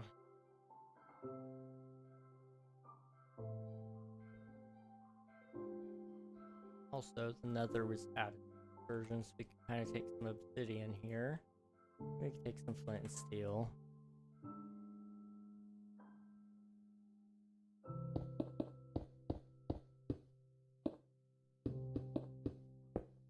I've had a hard time determining a couple of things with Omnia, actually. And I think I'll kind of mention this a little bit. It's an interesting topic. You know, I've been no stranger to wanting to make the game as immersive as possible. I've wanted to make it as realistic as possible in a lot of means. And I've been struggling with that because how far do you go with this? Like, genuinely, how far do you go? Because realism has its bounds, you know. I really want to make it so that, you know, it would be like living in a future timeline. But on the other hand of that, like, for example, if I want to make it a rated E game, there's a lot of things that I've got to cut out, you know. You know, I don't foresee me needing to put any obscene content in the game just for the sake of having it. But does that go against my will of wanting the game to be as realistic and as immersive as possible if you can't literally do everything? And that's been something I've been at odds with. And I think I don't need those things. You can do your best to insinuate it without actually showing anything. For example, one show that did this very well was Star Wars: The Clone Wars. Very great animated series. There were several times where, you know, Obi-Wan and Anakin Skywalker would find themselves in different areas. And I like, for example, I guess they probably did find themselves there, but it wasn't like a prominent place in the show. But Jabba's palace is one, and you know that's a very dark place if you actually think about what is Jabba doing there. Why does he own people, and what is he having them do? And then it kind of starts to set in. Man, this is actually really dark and twisted. Waffle, hello, Cozy. Thank you for spending your taxes. Appreciate it. How are you doing? Welcome on in. Hope you're doing well. But they didn't actually show anything obscene for the sake of just having it there. They were able to insinuate it without showing, which is good. You know, I don't think Omnia needs, for example, I don't think Omnia needs strip clubs. That's just, you know, I don't particularly want to make that a thing. And I don't think it does anyone any good. Now, if people really want that kind of content, they can make it themselves. The modding tool should be there and it should be able to do a well enough job, but, you know, outside of that, it may just be that there's some insinuation that they exist and that you can find them around, sort of, but they're not going to be like full-blown GTA level stuff, you know? Long time no see, no worries. I'm good. How are you? I am doing all right. I'm pretty tired, but I'm chilling. We're just yapping instead of building, because why would we build? Why would we build? It would be too easy if we built things. I should actually build the nether on this side. There's nether rack. Oop. Sorry, no, been here. I need even more sleeps now. No worries, dude. No worries. You be sleeping. That's good. I've been needing sleep a lot more too, so you're all good.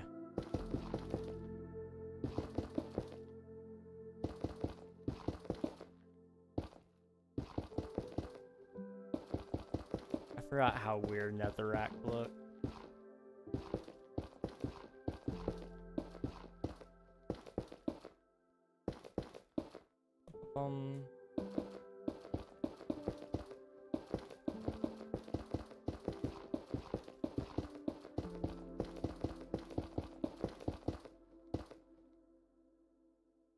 Okay, so that will represent the nether. We need some soul sand for that.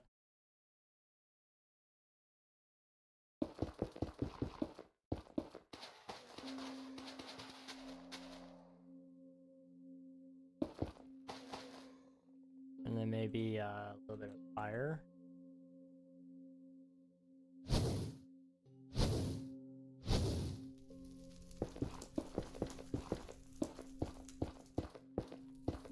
Like that. Sure. Okay. I have no SMPs to play. Had to have been doing PvP. Oh no, I'm sorry. I'm looking forward to eventually starting back up King SMP. It's just it's a long process. I am worried for it to some degree. You know, King SMP is, it's exciting. And I miss it very dearly. But I also enjoy my freedom right now. Be able to do a lot of other things. So it's kind of a scary thing knowing that like this won't last. This freedom that I've got here to some extent won't last. And also you know, I have no clue what you know, what's coming next. I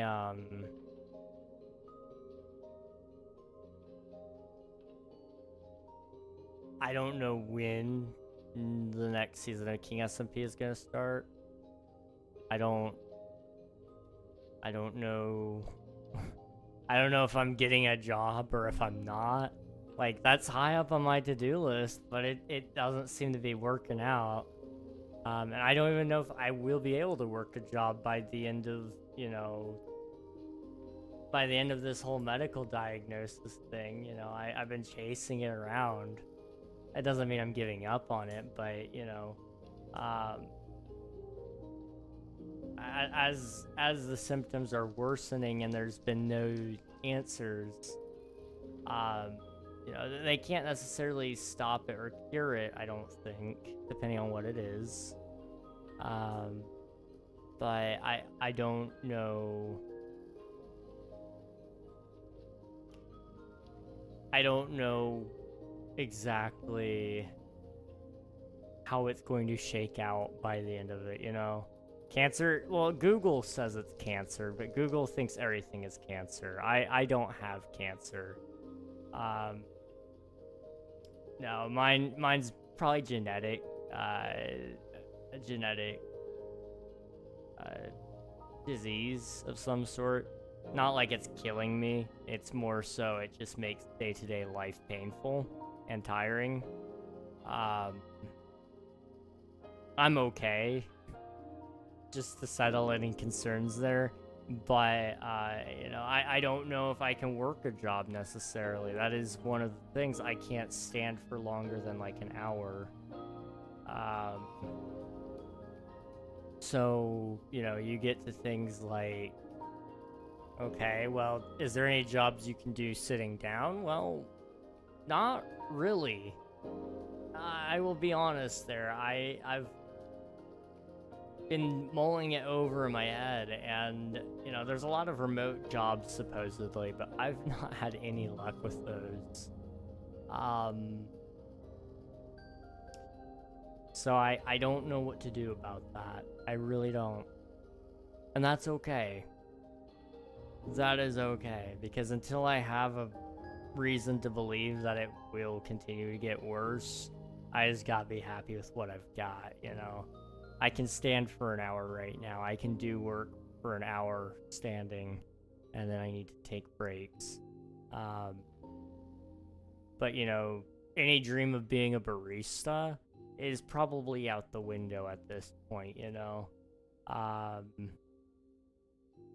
Not that I was particularly dreaming of it, but it sounded like a more fun job than working at Walmart again, which is another job that they really don't like to let you sit during. Walmart greeters is a thing, and they do let them sit, but you know, a Walmart cashier, they don't like letting you sit there, and they will if they have to, but it's usually only for temporary conditions, like, oh, you broke your leg.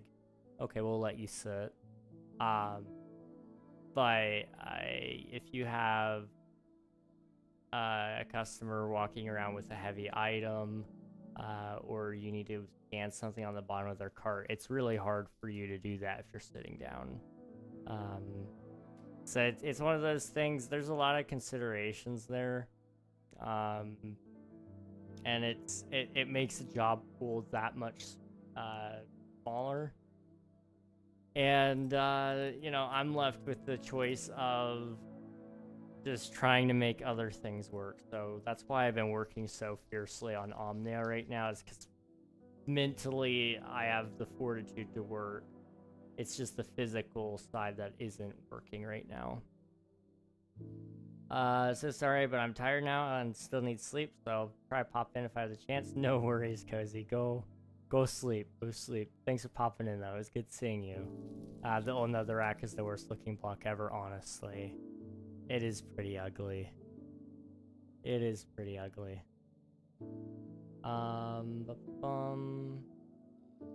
We'll say, I think that's good on the nether for now, and we already did. The ice desert doesn't really matter. Okay.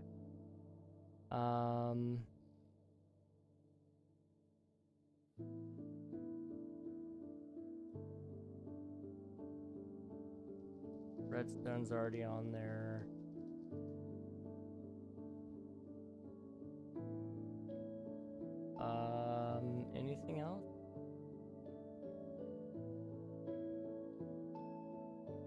necessarily. I mean,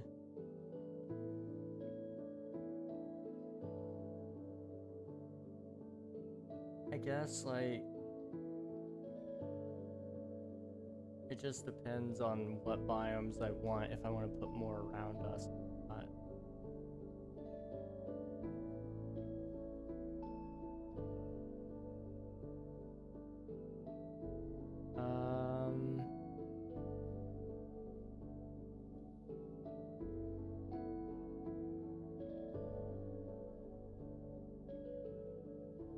Okay.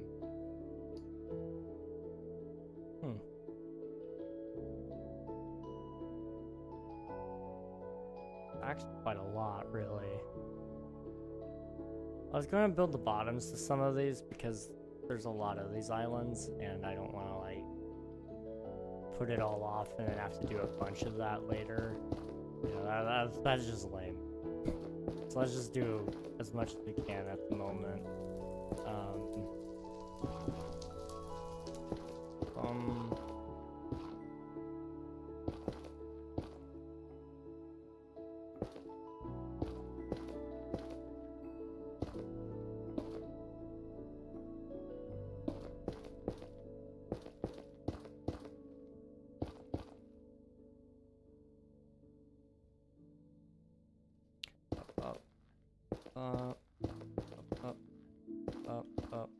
Up.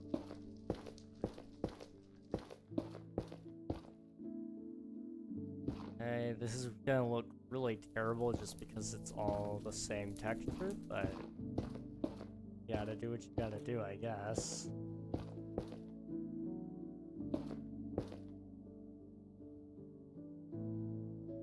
Really, I don't need to do that backside because I'm not supposed to even be seeing it during the video, but you know, it's just part of the effort I'm putting into this all or something like that.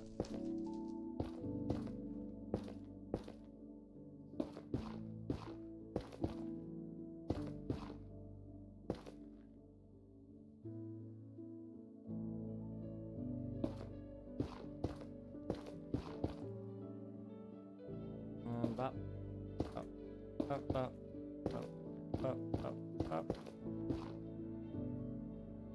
Alright.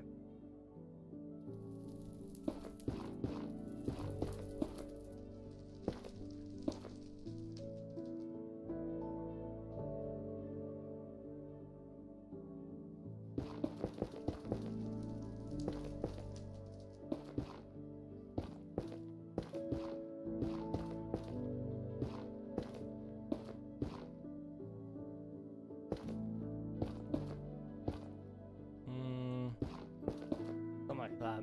Oh no. I don't know if many of you guys have seen this video, but it was a really interesting one. So the other day, or maybe it was even today, I don't know. I was watching Ludwig though. I like watching him. I think he's a cool and funny guy.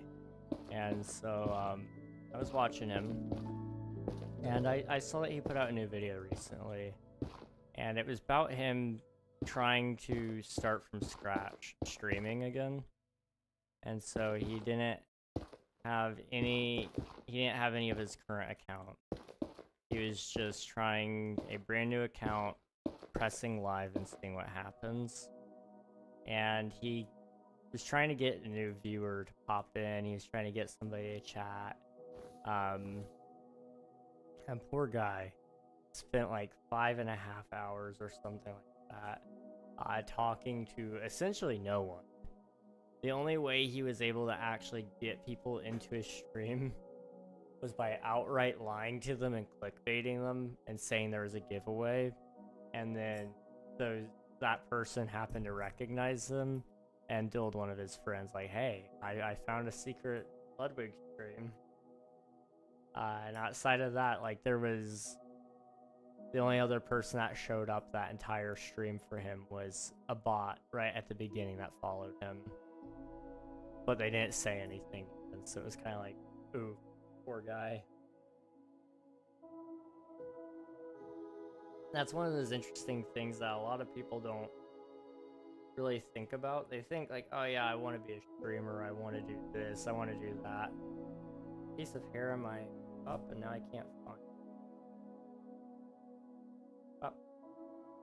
it's my hair, just clarification in case anyone was wondering. I get it? No, I did not. Gosh.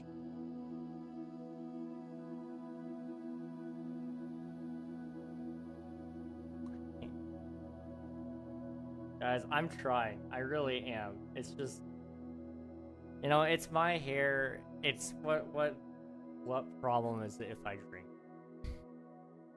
That's gross. That's really gross. But let's just not think about that. But yeah, the whole point of the video was essentially just to try to prove, like, oh yeah, if I redid it, if I redid it today, how would I, could I do it again?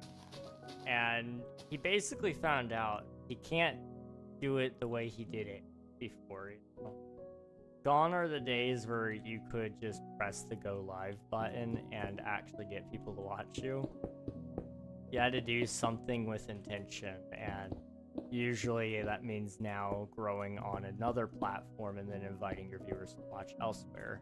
You know, that's why people watch Ludwig to some degree, is his videos do really good.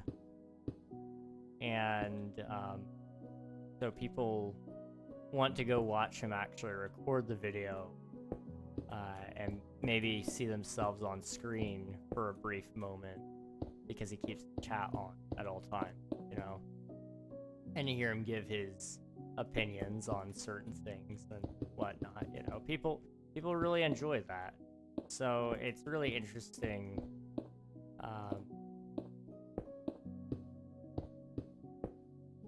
Really interesting how that shakes out, and the fact that, you know, even he was struggling.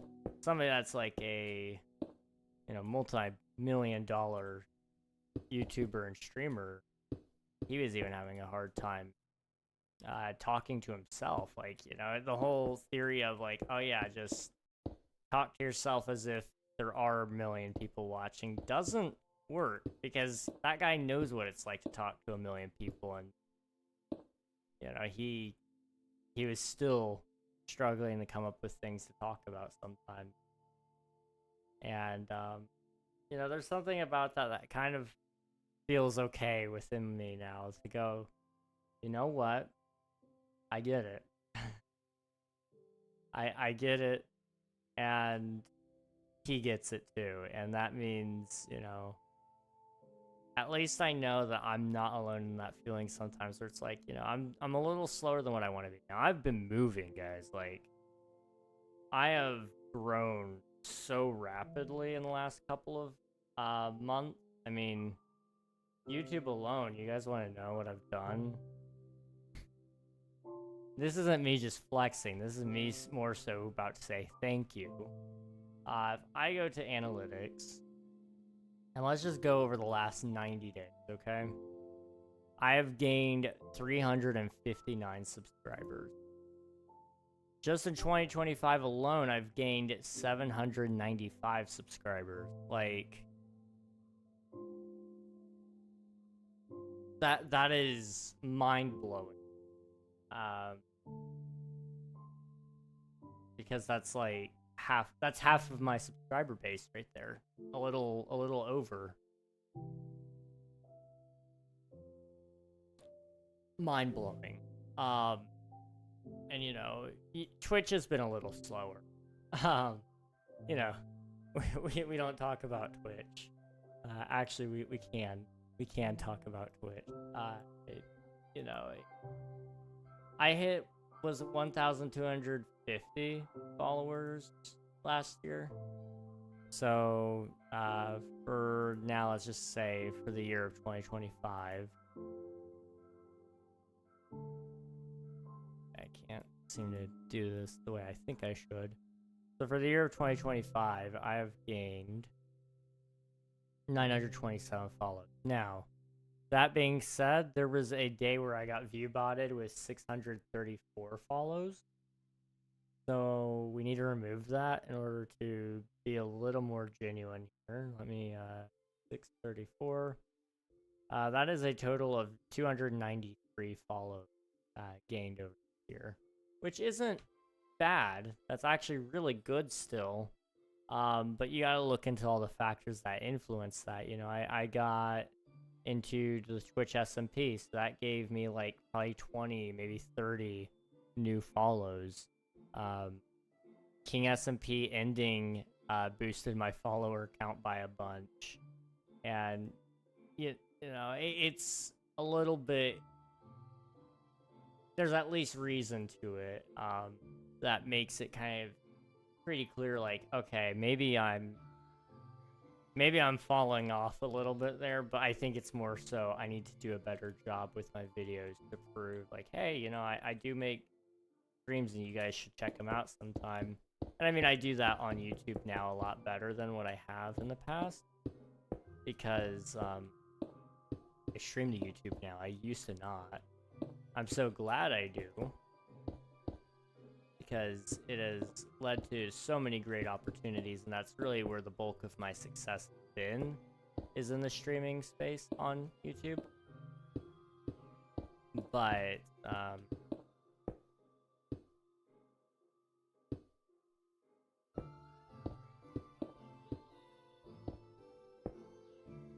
yeah, I don't know. It was an interesting thing. I enjoyed that video. I would highly recommend anybody here who is wanting to be a streamer go watch it, just to see how hard your hard days are gonna be, because there will be hard days.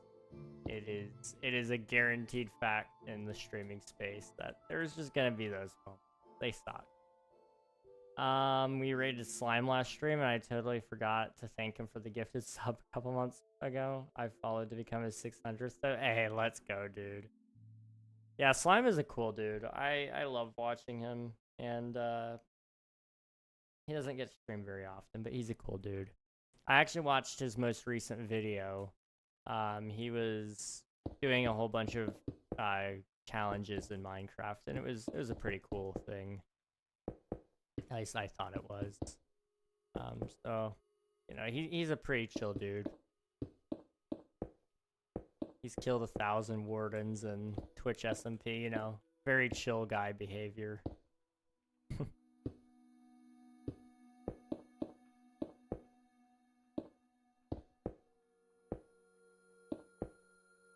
Hello, Dumb Cloud. Welcome on in. Hope you're doing well.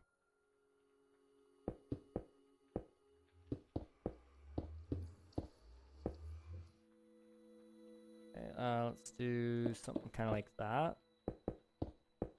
Nope.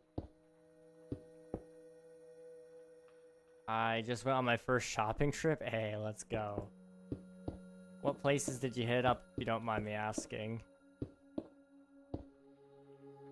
I can't wait. Oh, by myself. Nice. I can't wait till I'm old and I can just, like, I don't know where I'm gonna go. I'm just gonna go somewhere. I'm gonna spend a lot of money. You might be going, why? And I don't know. I'm just gonna go grocery shopping. Like, to me, that is like the pinnacle of spending. Like, can I buy my own groceries? If yes, I feel like I'm doing pretty good. I'm pretty rich, you know. I'm gearing up. My mom is gonna have a surgery in October, and basically she's not gonna be able to move her arm like at all. And so I've been kind of prepping for that, because I know out of anyone else in the family, I'm the only one that can reliably do anything. Sorry to anybody who may be watching this, but you all know it's true. That all said, you know, there's a lot of work that goes into day-to-day life. And one of those things is shopping. You know, I gotta make sure that there are groceries in the house so that I can eat.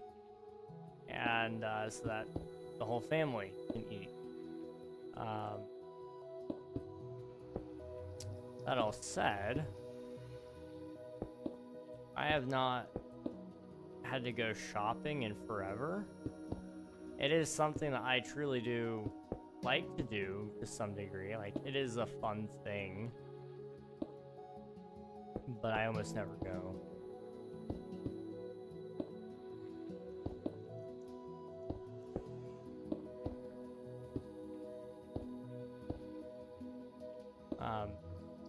That all said, you know, my mom and I usually end up going shopping anyway, so she just won't be able to go with me, more than likely.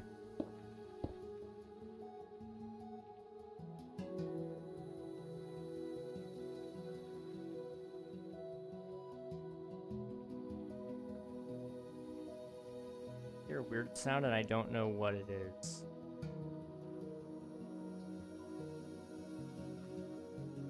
Like a second.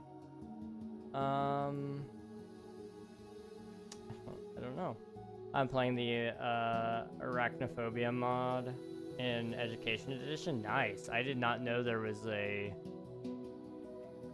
Arachnophobia mod in Education Edition. That's really interesting. I hate clothes shopping. It gives me a weird sickness feeling, and also when I'm about to buy something expensive, it makes me feel sick too. That's fair. Clothes I don't really love to go shopping for. It just depends on who I'm with, though. I don't know what that sound is.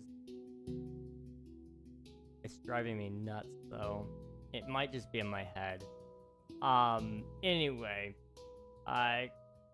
If I'm with somebody and we're just goofing off, having a fun time, clothes shopping is fun. Like, I can do that. But if it's like me and my mom and we're just like looking for things and she's like, oh, I want to buy you like a new shirt, try this on. And it's just like, I hate doing that.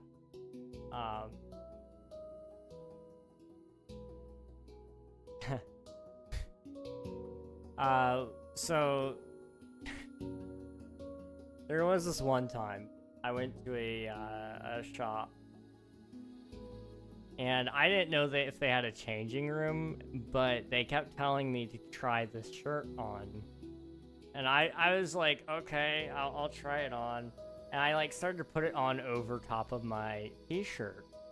Well, the lady that was running the store, she wasn't fluent in English.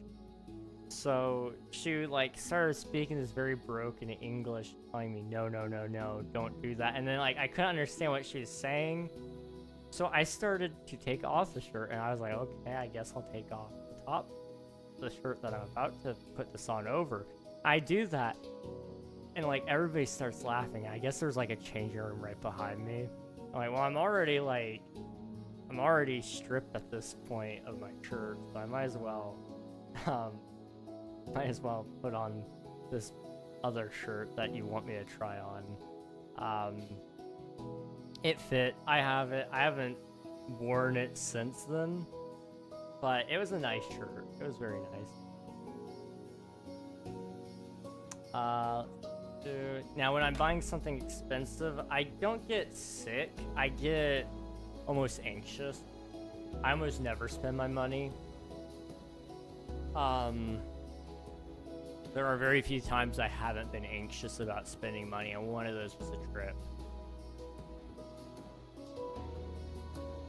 Hello Coulter, welcome back, and hello Zaid. Hope you're doing well. Hope you become a successful streamer. Remember me when you're a big streamer. I appreciate it, Zaid. I will remember you, don't worry.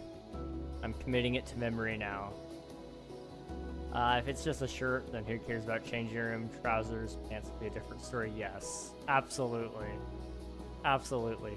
Well, I almost never take off my shirt anywhere. Like, that's just like, part of it is out of respect for other people, and the other part is just like, you know, I don't know what other people are comfortable with. For me, I would take it off probably just about anywhere, as long as I know you a little bit. I wouldn't take it off on stream. There's no reason for me to take my shirt off on stream. But, well, unless I get paid a lot of money, then I might. Possibly. But, you know, like, you know, out in public, if, like, I'm just goofing off with some friends, and, like, I remember one time when I was a kid, we were playing tag.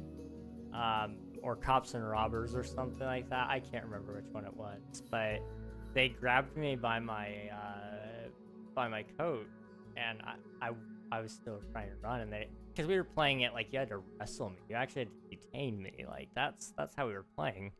So I took off the coat.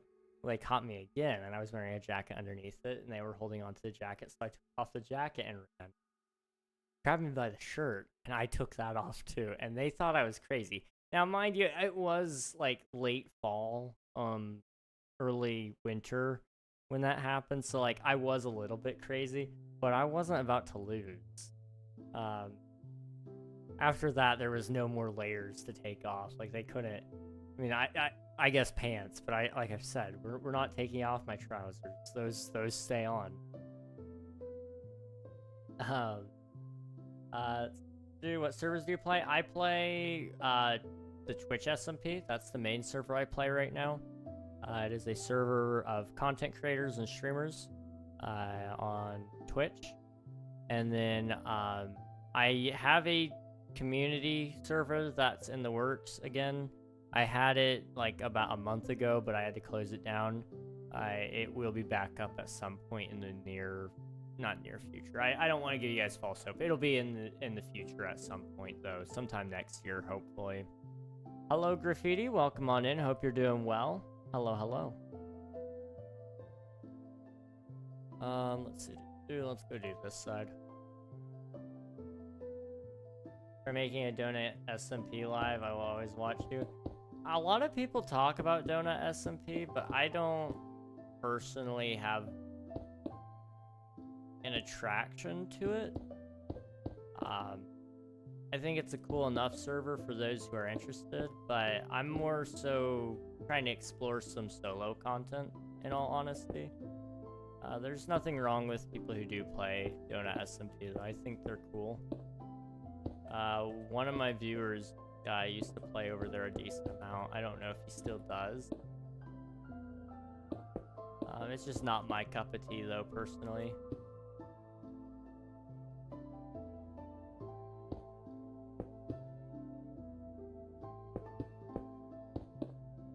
Ooh. Okay.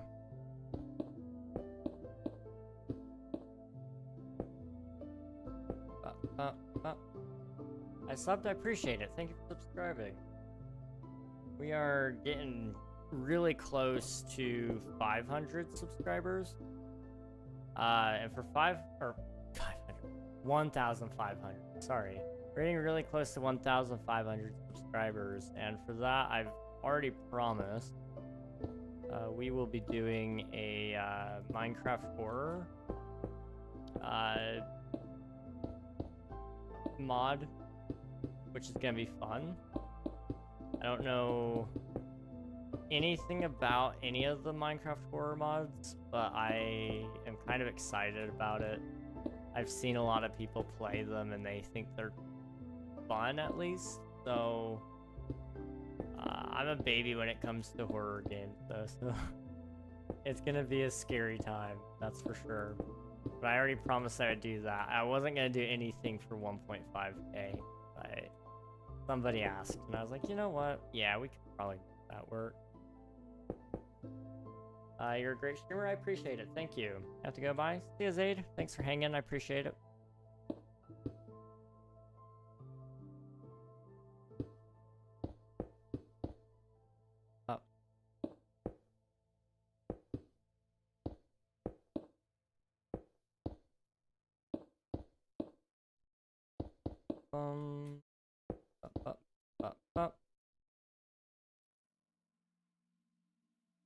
Okay, there we go. So this would be alpha, I guess?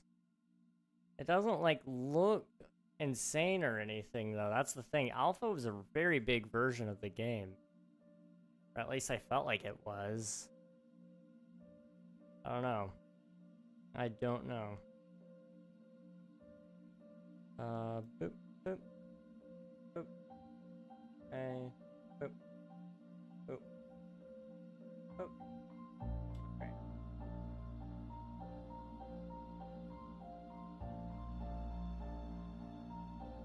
I also want to stream. Can you collab? I don't have a lot of subs though. I don't really do any collabs. Like I said, I've been trying to explore some solo content, but maybe anything's possible. You know, I try to wait and see, you know, how we mesh. So, you know, as we get to know each other, maybe we can. But I don't want to promise anything until I know if it makes sense. I want it to be beneficial for us both if we do it. That's the big thing. I just had 2 hours of volleyball, so I was low-key on and off stream, but I'm so tired. And TMI, but I'm so sweaty. That's okay. That is a-okay, Coral. Welcome back. I hope volleyball was fun. Also, please feel free to go do what you gotta do to be comfortable, and also if you need to sleep, go ahead and do that too. When did you start streaming? I streamed first on Twitch on August 2nd, 2021.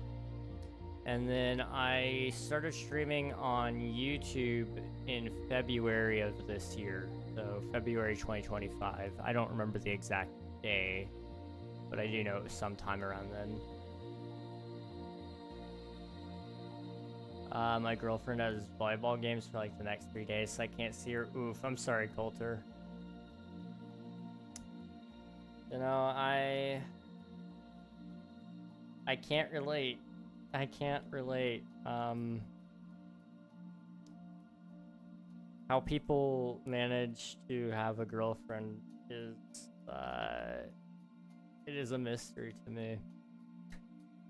I don't know what I do wrong, but I'm doing something wrong. Did you win? It was a practice. Ah, I gotcha. Fair enough. I mean, that means you basically did win. Also, see Zaid, thanks for hanging. Appreciate it. Let's do.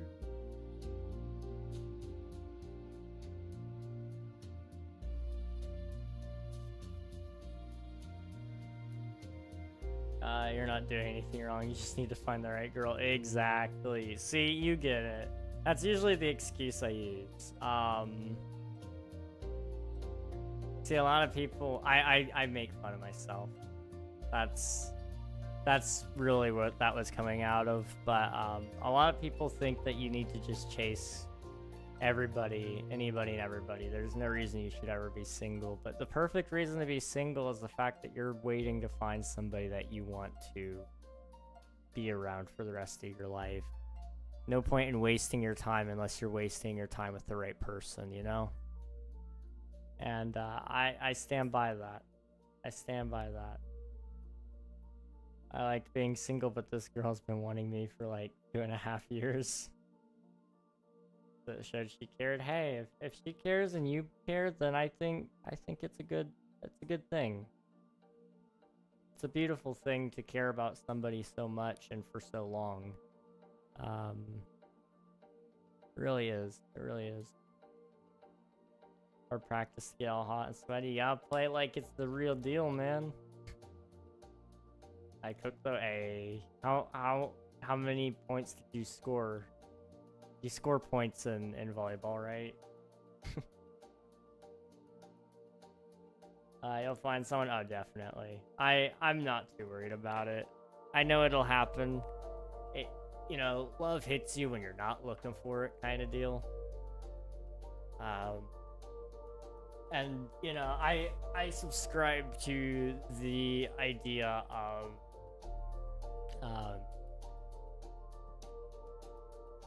unconditional love, and that's a weird thing for a lot of people.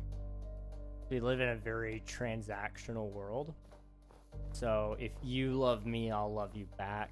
If you do this, I'll do this for you. You know, if you promise to not cheat on me, I will love you. But that's not love. That's, I don't know, it's not my description of love anyway. And, you know, you can find somebody that no matter what they do, no matter what they say, you can always find it in your heart to forgive them and love them, regardless of if they even say they're sorry. You know, that's the kind of love I want. And that may be like a little far-fetched because, you know, there's going to be days where you're mad at each other, sure, but do you still love them? You can be mad at somebody and love them. You're not going to treat them the way you would treat your enemy. You know, a lot of people, when they get angry at somebody, they turn into a nasty little monster. But when you're mad at somebody you love, I don't foresee you thinking of them as the scum of the earth, even though there may be days where you wish they were, because it would be a lot easier than loving. Sometimes we get so heated and so angry at the person we love because we do love, which is a interesting conundrum. You know, if I didn't love you, it wouldn't be such a big deal that you eat that way, but because I do, it bugs me. You know, it's one of those never-ending things. You'll always have threads to pull at and say, you know, I like you, but... And that's usually what gets you in a trap, is the but. Be very careful about buts, guys. Be very careful about them. I liked it more when people actually cared about some, but now it's just a bunch of dating for popularity. Yep. Which is why I didn't date anyone for a while, because a lot of girls were coming for me for my popularity. I can't relate. I wasn't in high school. I didn't go to college either. But in my teenage years, I did have a small friend group, and you know, I wasn't used for my popularity, but I do believe to some degree I was used for my... I don't want to say wisdom, because I feel like that's very self-inflated. But that was almost why it was. For my wisdom, insights, my niceness to some degree as well. You know, I had a lot of... I was a free therapist for most of my friends during my teenage years. To my dismay. I'm so glad that that is not the case anymore, but it used to be a thing. Everybody wants something from you, whether they think they do or they don't. Usually somebody's looking for something from you. You just gotta detect, is it something that's an innocent want, or is it a...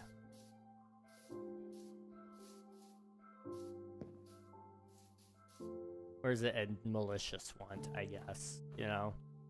And not everybody that wants you maliciously, for something malicious, knows that they want you for that reason. They just know they do, you know? Not everybody that wants to be popular knows that they want to be popular. It's just something intrinsic in the back of their mind. And, you know, I find that, like, a lot of times these days, people don't know why they do what they do. And I wish people would think a little bit more about that, because, you know, that's all I can do, is think about who I am and why I am and what I'm doing. You know, when I send somebody a message, I think about it way too much, probably. Every time I'm starting a stream up, I think about it so much, about what do I want people to get out of this? What do I want to do with it? Why am I doing this?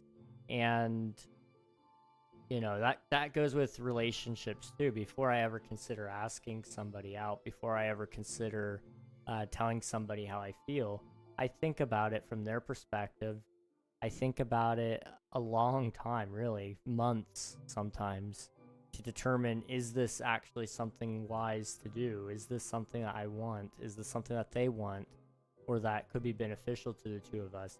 Why do I want this? Do I want it for this, or do I want it for that? Well, I want it because I actually do just love them, and it's selfish to love them. It's selfish to want them because you love them. Because ultimately, like, okay, let's like stop here for a second. Ultimately, at the end of the day, you say that you are the best fit for somebody else and that there's nobody else out there who could do a better job loving somebody than you is very, it's a very big statement to make. And, you know, to say I want to love you and I want you to love me exclusively is basically saying I will love you better than anybody else can, or at least I'm going to try pretty dang hard to. And that's kind of a little bit selfish if we think about it, but it's selfish in a beautiful way. Because you're both making that choice. As long as you're not forcing anybody to love you or to pretend to love you, then it's a beautiful thing that you both choose each other and you both settle in some areas, but you both really win by the end of it. I don't know. It's very interesting. All just so fun though. I had 2 people in a donkey costume and a Shrek costume running around the halls. That is awesome. That is awesome. College is a cool idea. I can't get behind how expensive it is, and I don't know if I even get a job after that. What is it? It's like, is it like only 58% of college graduates use the degree they got or something like that? It may be a little bit more than that. I don't know. And like, I'm not trying to discourage anyone else from college. It's just, for me, it's a very scary thing. That is a very scary commitment to make and say like, yes, I'm gonna do that. Because I don't even know what I'm gonna do. Like, right now, I don't know health-wise, you know, if I'm gonna be able to work a job in 4 years. Like, as scary as this sounds, you know, as of right now, my body has been going in a downward trend. I can't stand for longer than an hour. Today, when I was starting to bend it to pick, like, some socks up off the floor, my hip was hurting. No matter what I did, it hurt. If I picked up that foot off the floor, it hurt. If I put that one only on the floor, it hurt. I just couldn't win. You know, there's a lot of things going on there, and until my doctors get it all figured out, it's kind of like, I don't know realistically if I'm going to be able to work a job other than something in a chair, which is fine. I don't mind working in a chair, but we've been kind of over this earlier today. There's not a whole lot of jobs that you can do in your chair, and those that you can do are really hard to get because it's a competitive market. Everybody wants to work from home. Everybody wants to be able to sit on their butt all day. And like, I don't blame them. I mean, I want to. I wanted to do that before I was hurting and before I was pretty much terrible. And my body was running at the ripe old age of 82 for some reason. So yeah, I don't know. It's one of those things. As much as I love to go and get a degree and go use it in the tech field or something, you know, a lot of those tech jobs, like, as much as we make tech all about sitting down and writing insane amounts of code, it's also going around to other people's computers and fixing them and quickly unplugging and plugging something else in. It's carrying this heavy piece of server because it went down in the middle of the night and you need to put in the new one in the rack, and it's, you know, 20-30 pounds. You know, it's all those things, and like, you know, I can't bank on that. I can't bank on that until I know what's going on. So it is what it is. It is what it is. Are you religious? I myself am, yes. I am a Christian. I'm in middle school, but my family works at a high school. I'm in middle school, but my family works at my school, so I know everyone. So I'm popular middle school and high school and a little in elementary. That is awesome, dude. That is really cool. Right now would be the perfect time to raise someone up. Why is that? I'm very curious. I am very curious. I mean, right now would be the prime time in my life. Not because I need somebody to lean on. It would be nice for that. But beyond that, it's kind of like, I just need somebody to hang out with. Okay, guys, like, think about this. Think about this. So, I do a lot of work all day, all night, right? I make videos, I do streams, I do game development on the side. And that's great. But it's hard to do it when you're not showing it off to people all the time. Because it's like, you need, I'm a person that almost needs positive reinforcement. I'm like a, what was it? Like, oh, golden retriever boyfriends, was that the term? Where it's, they're just like a golden retriever. They're just happy to be there. You know, positive reinforcement helps. And, you know, they're just like a golden retriever essentially, but in a human form. That's kind of the vibe I feel like I am to some degree. I'm just happy to be there, but I love positive reinforcement. Like, you tell me I'm doing a good job and suddenly it's like 10 times easier to do it again. Easy. Easy. Also, I'm sorry for the ads on the Twitch side, guys. But yeah, it would be nice. It would be nice. King, I'm very maliciously here for your money. I'm sorry to say, Coral, but in terms of money, there is no money. How much do I have in my right? I have 20, 40, 60, 80, 90, 92, 93. I have $93, including one $2 bill. Jeez. 92 ain't bad, but that's all I've got in my wallet, and you know, quite honestly, I don't know if that's enough for anybody to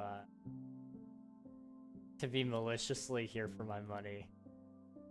Go, like, steal money from Elon Musk or Bill Gates or Leonardo DiCaprio. I don't know why him in specific. I just needed an actor. Okay. King, you're dying. Google tells me you have breast cancer. Not my breasts. I don't want to lose those. That is that is truly a statement of all time. Yeah, you know, Google's been telling me all about the cancers whenever I Google it, so I just don't Google it anymore, because it's not that. My geneticist doesn't know what it is, but he wants me to come back and go actually see him. And then I got a rheumatologist, which will check me for arthritis, which will kind of be nice. Although it's very unlikely that it comes back as arthritis. It is possible, though. And then, I don't know, I may end up going up to, like, my nearest university hospital and just ask them to do the absolute most blood testing they can. Like, I will give them as much blood as they want and just run all the tests. Like, at this point, I know they don't like doing that because that is a lot of blood, and they may have to make me come for several trips because it is, like, that much. My last test, which is only for the rheumatology, was 3 of the big vials of blood and then 1 of the tiny ones. Now it's only one test. Like, you know, it would be kind of crazy to walk in there and ask them to do that. But at this point, it's kind of like, if you run all the blood tests, you have a perfect snapshot into my health as of that one day, and you can find everything wrong. And I feel like that's perfectly legitimate to do. But they probably wouldn't. More than likely. Are you religious? I'm gonna pray for you tonight. I appreciate that, Coulter. I appreciate it. You're doing great. And whenever you're big one day, I hope you remember I was here from the start. I will, dude. I will. I appreciate it. Thank you. It's gonna happen. It's gonna happen. It's just a matter of time. You know, I don't have any choice. That is the thing I've been saying. Success is my only flipping option. Failure's not. And, you know, whether that be in the game dev industry, Omnia is going to be the biggest game of all time. I'm telling you guys, okay? I truly believe in the idea, and I will be making it regardless of whatever's going on. The YouTube channel's doing fine. I just don't have the energy most days to do as much with it as I should be doing. I'm tired a lot. But it's okay, you know. I will live. I will survive. I'm not dying. That's as much as I know. That's good enough, you know. I don't know. I do not know. I am maliciously using you for your looks and love. You know, that is a great line. I love it. I love it. I gotta go. All right, sounds good, Coulter. Thanks for popping in. I appreciate it. Have a good rest of your day. We'll catch you another time. You need to swipe right more, Reg. I refuse to get on those dating apps. I don't know. I understand that they do work for some people, and I'm not discounting that. But I struggle with it. I want to know somebody so well before I even go on a date with them that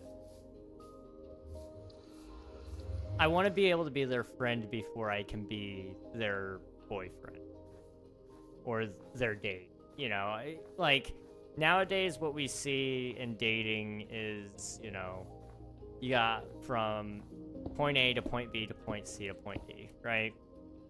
So you've got date, boyfriend, or more so date, friend, boyfriend, and then husband, maybe. Now, I prefer friend, date, boyfriend, husband. See, I swap the two first ones because I want to know I can be your friend before I can be your date. Because if we don't get along as friends, then we're never going to get along as husband and wife. We're never going to get along as boyfriend and girlfriend. We're never going to get along as just dating. Dating is a different bird to living a day-to-day life with them. And so I've made it very much my mission to get to know people as well as I can before I even consider it. And usually it's not that I consider it ever. It's just, it pops into my head as an idea as I get to know them. And I'm like, huh, that's cool. They're a really cool person. I wonder. And then usually I do nothing with that wondering. I just kind of go, You know, if they liked me, then they'd probably ask me, right? Right, guys? Right? The copium. The copium. Use Grindr. I don't...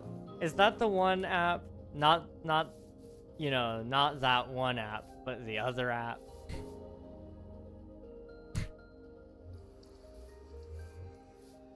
It's the future. Apparently not sure if don't need / use. If I don't need / use them, that's fair. I don't know. My sister kind of met her husband through online, sort of, kind of. It was through a mutual friend, but I think there was some amount of online there that happened. I don't know the full story. They never told me. Because at first I think it was like they didn't want everybody to know that they met online, if I remember correctly. And so then it was like, we met through a mutual friend. Because it was true, they did have a mutual friend. But I think it was a little different than that. Anyway, all that said, they've worked out just fine. I mean, they're going on maybe 10 years, coming up on 10. I don't know. They've been together for a very long time. You know, three young kids, happy marriage. That's awesome. So it does work. I don't dispute that. It's just, I don't know. The way my brain works, I can't foresee myself not, you know? I don't know. I'm in a very minimal rush, I should say that. You know, it's not like I'm rushing to find the first person who's desperate enough to take me. Because if I were, I would just get on a dating app. And then I'd be a sim. And it would be great. I could win anybody over. But I'm looking for a one and done. And I know a lot of people are like, but King, that's impossible. You can't just do a one and done. Watch me, okay? Watch me. I know exactly what kind of person I'm looking for. I realized how I was starting to sound there. It's not like I've got one person in mind. It's more so I've got one type of person in mind, you know? And as long as you know what you want, you know, the kind of people you click with, you can usually find that person. It's just a matter of waiting and not necessarily actively searching either, just keeping your nose down and getting some work done, you know? Honestly, I should be doing more. Right now, I should probably actually be building islands.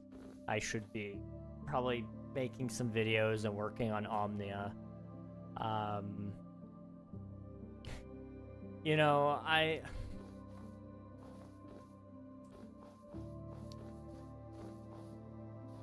Okay, I have an example here. And I'm only bringing this guy up because of the fact that the example fits very well, not because of any other reasons. It's also fresh on my mind due to other things that have happened in the world recently, but Charlie Kirk. I'm sure you've all heard his name plenty of times lately, but we're not going to get into the bad stuff about all of that. We're just going to talk about his earlier life. His wife, the girl he ended up marrying, went to apply to work at his organization, Turning Point USA. And she went in for an interview and she felt like she didn't do great, but it was whatever. And I guess he called her after a couple days had gone by or something like that, and he was like, hey, I want to go meet you in you're at New York, right? I'll fly down there and I'll meet you and we'll talk about this. And so they met and they talked for hours and hours and hours about the Constitution, you know, political stuff, religious stuff. They just talked. And by the end of it, he's like, hey, you know, so I don't think I'm gonna offer you a job, but I want to know if you'd want to be my girlfriend. And at first she was very much you know, that's crazy, we just met kind of deal. but as he stood his ground, he was like, I'm dead serious. Like, you know, you check all the boxes. You're exactly who I'm looking for. And, you know, I don't think I have all the friends I want and could ever want. Like, but I don't have a girlfriend. And, you know, I like you for who you are. And, wouldn't you know it, they got married. Like, it helps if you know what you're looking for. You know, he went for a job interview. That is what he went for. He did go to hire her, but it ended up being that they got married, which is really sweet story. Now, I don't think everybody's love life is going to look like that necessarily. And I don't think everybody's love life should exactly reflect that, but if it were that easy, you know, everybody would have a girlfriend by now. Hi, you seem like a nice YouTuber. I appreciate that, Liam. Hello, hope you're doing well. I'm off to see the wizard, the wonderful Wizard of Oz. Well, I hope you enjoy the wonderful Wizard of Oz. Put in a good word for me. I'm trying to get a job with him. I'm not doing much. I'm just running in circles. But my whole point to all that conversation was, you know, just live your life. And, you know, I don't know if I necessarily believe in there being just the one. Like, I think there's multiple people that you could fit with and that you could have a long-term relationship with and be happy and, you know, all that. But I do think you will find a person for you and they will become your one, you know. It's not so much that they will start as the one and there's nobody else out there, but they become your one because of the fact that when you commit to them, you don't want anybody else, you know? That is my thought on it, at least. I don't know. Like I said, I'm just happy to be here kind of deal. So I'm not gonna be looking after I have my foot in the door. You know, I'm just here. If it works, great. If it doesn't, then, like, I'm sad. But, you know, I'm not always looking for more opportunities, necessarily. I'm happy with what I have. A lot of times you find them where and when you least expect it. Absolutely. Absolutely. King, I'm telling you, go on Grindr Prime Spot. I don't think so. I don't think so.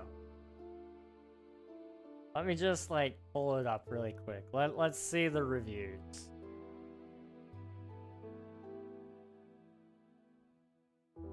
Alright. Grindr, gay dating and chat. 5 stars. Good way to find friends. I love to read profiles, so I wrote one that's quite detailed. I'm just particular about things like that. Sometimes the face doesn't match the profile, so it's good to read them. 5 stars, thank you. I'm just happy to be here and appreciative for all the fun I've experienced since using the app. It's with great pleasure that I say thank you to everyone at Grindr for the opportunity to meet and have fun with new people. Great app, but I can't read that. I can't read that one out loud. That one's just bad. Love meeting new people. We all know what this site is. They could let you see more people with having to pay. Connect and meet with new people. I love this app because it's easy to use and it provides the opportunity to connect with people. I think more people are walking away with friends than anything else. You know what? Fair enough. Fair enough. I mean, it's probably great if you're gay, I guess. I don't know. For me personally, I don't know if it helps. But, you know, that is always a second option, am I right? Won't be lonely anymore. I won't be lonely anymore. That's crazy, Coral. I mean, you're not wrong, I guess. I wouldn't be lonely. I'd have plenty of friends. Apparently, it helps you meet friends. This is new to me. I'm back. Way too far. What's way too far? I was told by one of my Twitch chatters that I need to get on Grindr. So I was reading the chat the reviews. That's all. Me personally, I don't know if it worked, but you know, to each their own. To each their own. I love women. Women are great. Do you guys like women? They're scary, but they're great. Lady Moore is crazy though. Crazy. Okay. Bop. Bop. Bop. Bop. Okay. Not when they have bad attitude. I mean, men can have bad attitudes too. I don't know. People are interesting. People are very interesting. Hello Zaid, welcome back. Hope you're doing well.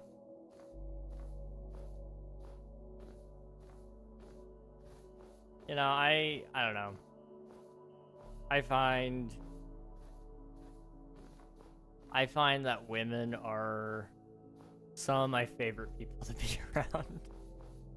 And I can't explain it. No, I actually can.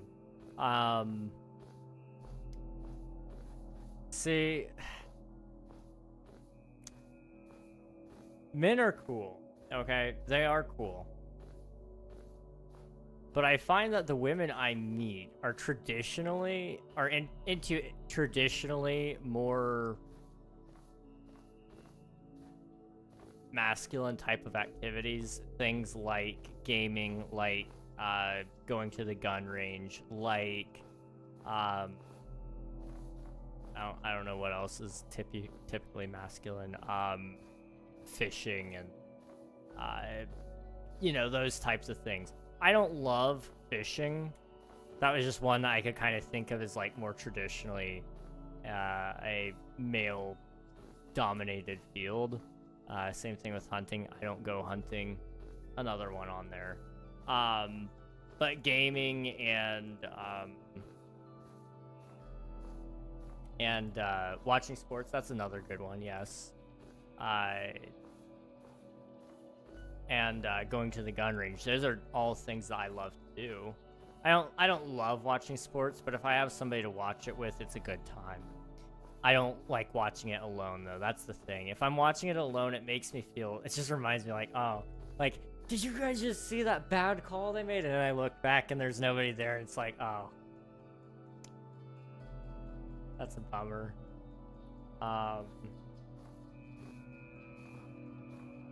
Do you think I can get to 2,000 subs one day? Oh, absolutely. Anybody can do anything if they put their mind to it.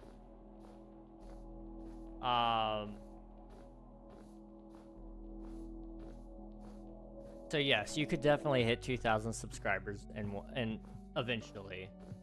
You just gotta keep trying. That's the thing. If you really want it, and you keep working, you will hit it. I know there's some people out there who disagree with me. You know, there is some element of luck to... There is some element of luck to YouTube, but for the vast majority of it, it's about making good content consistently. If you make very good videos, very good shorts, you make very good streams, consistently, and you just keep working at it, even if they're not getting very many good views, they're good. If they're good videos, if they're good streams, if they're good content, eventually one of your videos will pop off because it got lucky and all of your other videos will go up with it. It's hard. It's hard because as somebody right now who sits before you at 1.5K on Twitch and 1.4K on YouTube. I've been doing this for 4 years. And, you know, I'm not even at the I'm not even at the beginning of what most people would consider is successful, you know? But I've been working my butt off for it. And this last year was the year I went from 600 subscribers up to 1.4K. You know, I've almost gained 1,000 subscribers in a year. So that should kind of tell you, you know, it comes and goes in waves. And as long as you keep trying and you keep working at it, you will see success. You just gotta keep trying. You just gotta keep trying.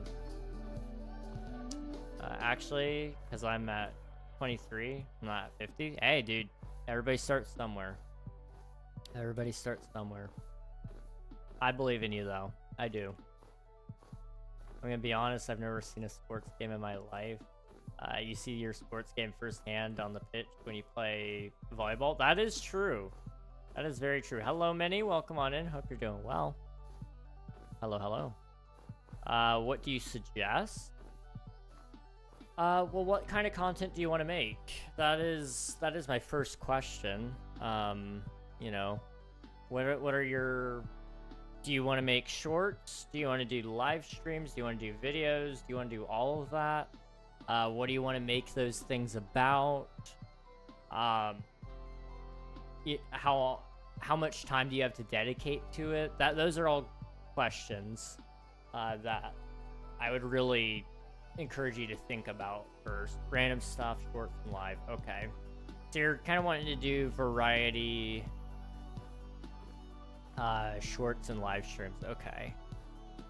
So I would recommend doing is starting with shorts.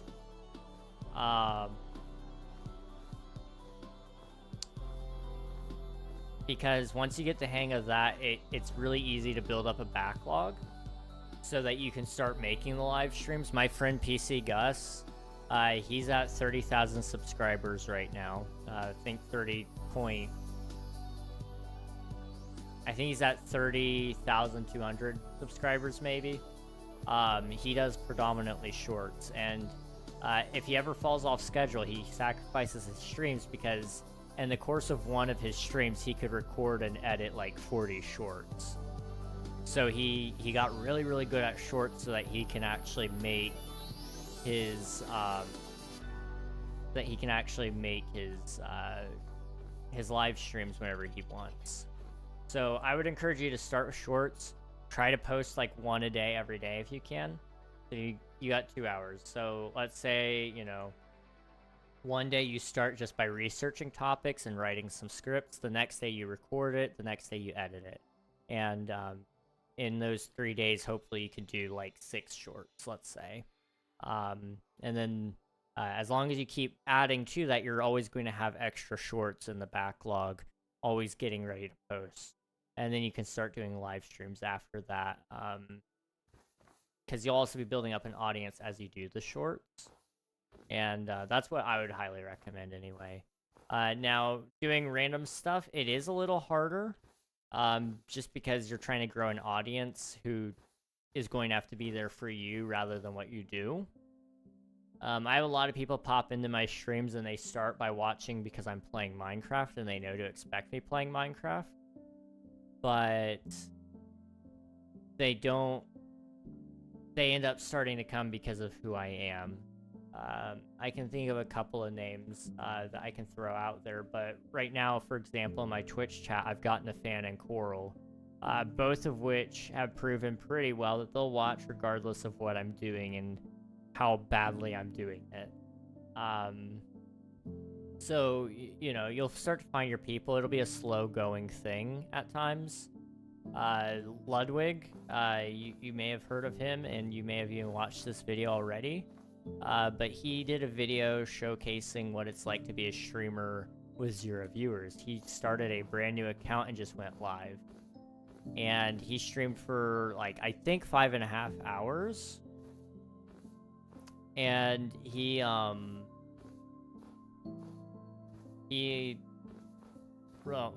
didn't have anybody show up until pretty much the end of that. And he admitted it's hard to talk to nobody. It's hard, but every streamer does it at some point in time. And so if you're willing to stick it out through those hard times, you'll earn your viewers. You know, there are days where I'm talking to 0 people. Or not talking to 0 people. I'm usually talking to at least 1 person. But there may not be somebody talking in chat actively. You know, I don't know what my viewer count is right now. I'm gonna assume probably between the 2 platforms it's probably like 7, maybe 8. That's probably overestimating in all honesty though. So, you know, but there's times where nobody's wanting to respond to anything I say or any questions I throw out, and that's okay. You know, they're there because not because of the value that they provide to the stream, but because of the value you provide to them. So, as long as you're providing some sort of value and you're providing a consistent amount of value to the people that are there to support you, they will always be there, and they will always support you for who you are and what you do.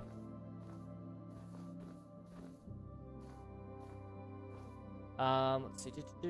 I want to start my YouTube, but I keep putting it off. I'm not much of a talker and never know what to say in the video. I tried once and brain was blank. It was for Minecraft Forever World, by the way. Oh, I see. Yeah, it's hard. It's hard to do videos. For those, it takes a lot of practice. I used to script every single...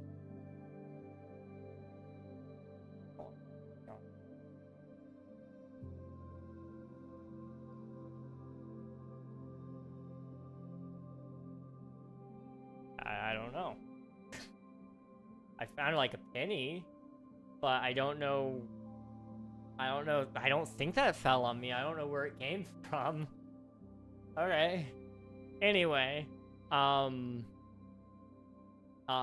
videos are hard. I used to script everything I said in every single one of my videos, and then I eventually narrowed it down to talking points.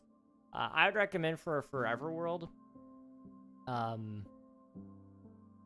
I've never done those style of videos, but I would say the best thing you could do probably is marking some talking points and marking some goals, and then that kind of can help you. And then if you need to, you can always add more talking in post. So if you feel like you didn't talk enough in certain portions, you can always re-record it and you could dub over it basically, and you can be honest about that in the video and say like, hey, Future and a fan here, I realized I didn't talk very much and I wasn't happy with how it turned out, so I wanted to just give you a voiceover of what I did instead because I felt more happy with that. And you can re-record a voiceover as many times as you want.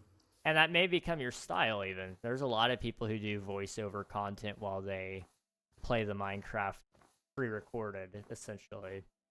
So, you know, it's all about finding your style and finding your groove. I used to suck at talking. Like right now you guys aren't going to be able to get me to shut up, and I feel bad about it because I really probably should shut up, but I won't. Also, I'm about to sneeze. How much you're yapping while running around on island. Exactly. What I would do is hop on call with my friends, pretend I can hear them, and then turn my volume down and act like I'm blabbering to my friends. Yeah, honestly. I don't know. It's pretty... You'll get used to it eventually. I believe in you. I know you got your wallet out. That could very well be it. 45 million cajillion quintillion, bruh. That's insane. I find talking over a screen like texting much easier than IRL talking or calling, so you could pretend you're just texting someone, like hit the record button that translates it into text and pretend you're just using that. Yeah, I will say, as somebody who almost exclusively talks over digital technology now, texting I find actually harder than calling. But that's usually because I know exactly what I want to say when I call somebody, and I can play off of how they're talking to me to get an idea of how to respond to them. Whereas text, I struggle with it because I never know if I'm just being annoying and they're not nice enough to tell me that I'm being annoying. Anyway, the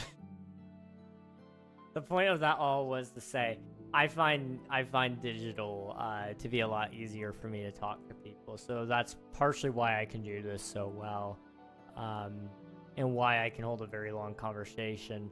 I mean, I've told you guys this before. I mean, it's not uncommon for me to call one of my friends and us talk for 14 hours. A couple weeks ago, I talked to one of my friends for 4 hours. It was a spontaneous call, but we just ended up talking for that long. They called me, actually.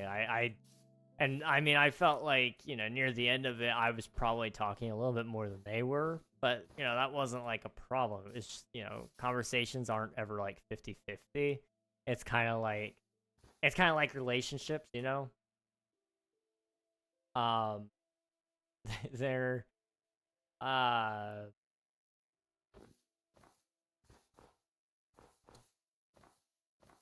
They're, they're kind of like, some days it's 25% one person, 75% the other, you know? It's not always 50-50. It's the same with conversations, you know? Sometimes they're yapping because they've got on a thought train and you just gotta ride along with them. You got the ticket to ride, so you might as well.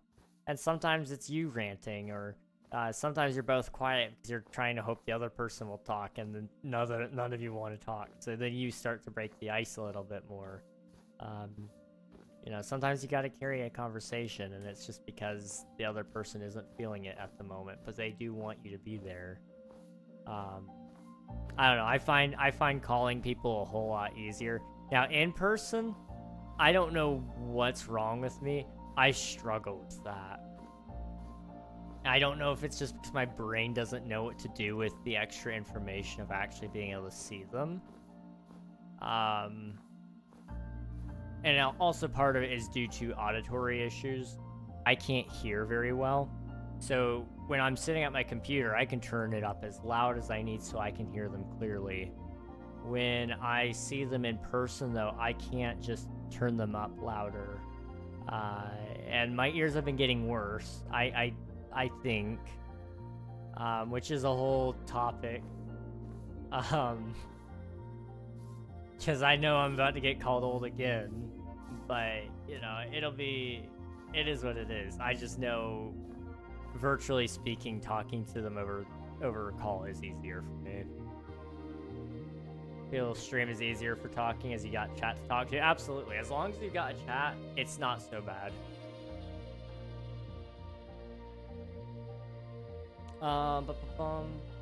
You're not old, you're ancient. Yeah, it checks out. How hard? Talking like to YouTube. It can be pretty hard. I don't know. Every person finds it a little different. The best thing you can do is to start, because it's just a skill you'll learn over time. You know, there's like usually 10 minutes of footage for every 5 minutes that gets put into my videos. There's an extra 10 minutes that I end up cutting because I ranted for so long on something that you guys frankly didn't care about or didn't need to know. Like, I kid you not, I'm pretty sure, how long was my most recent news video for Minecraft? Let me see. Minecraft Live 2025 to Electric Boogaloo, all detailed. 4 minutes and 42 seconds. I believe that video, me recording it, like, it was just a black screen, all audio. I had it up to about 17 minutes of just me yapping. I had to cut a lot out of that.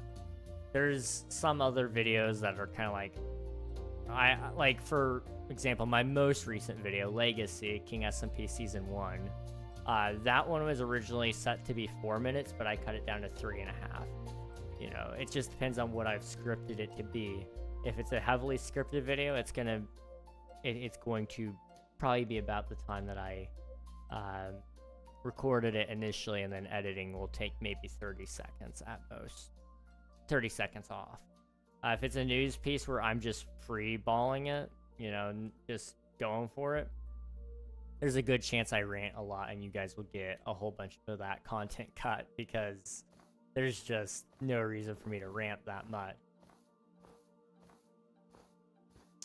Same text, I can talk no problem, just not in real life talking, same as you. I don't know, I find talking so much harder. That's fair. That's fair. It's hard. It is hard. I don't know. All this talk about other things makes me want to go do other things, and I don't know. I kind of want to work on Omnia.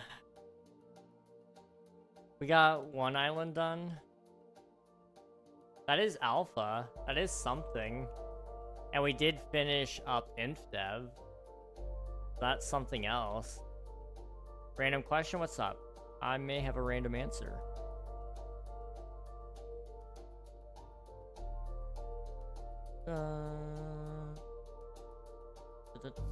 Should I ask?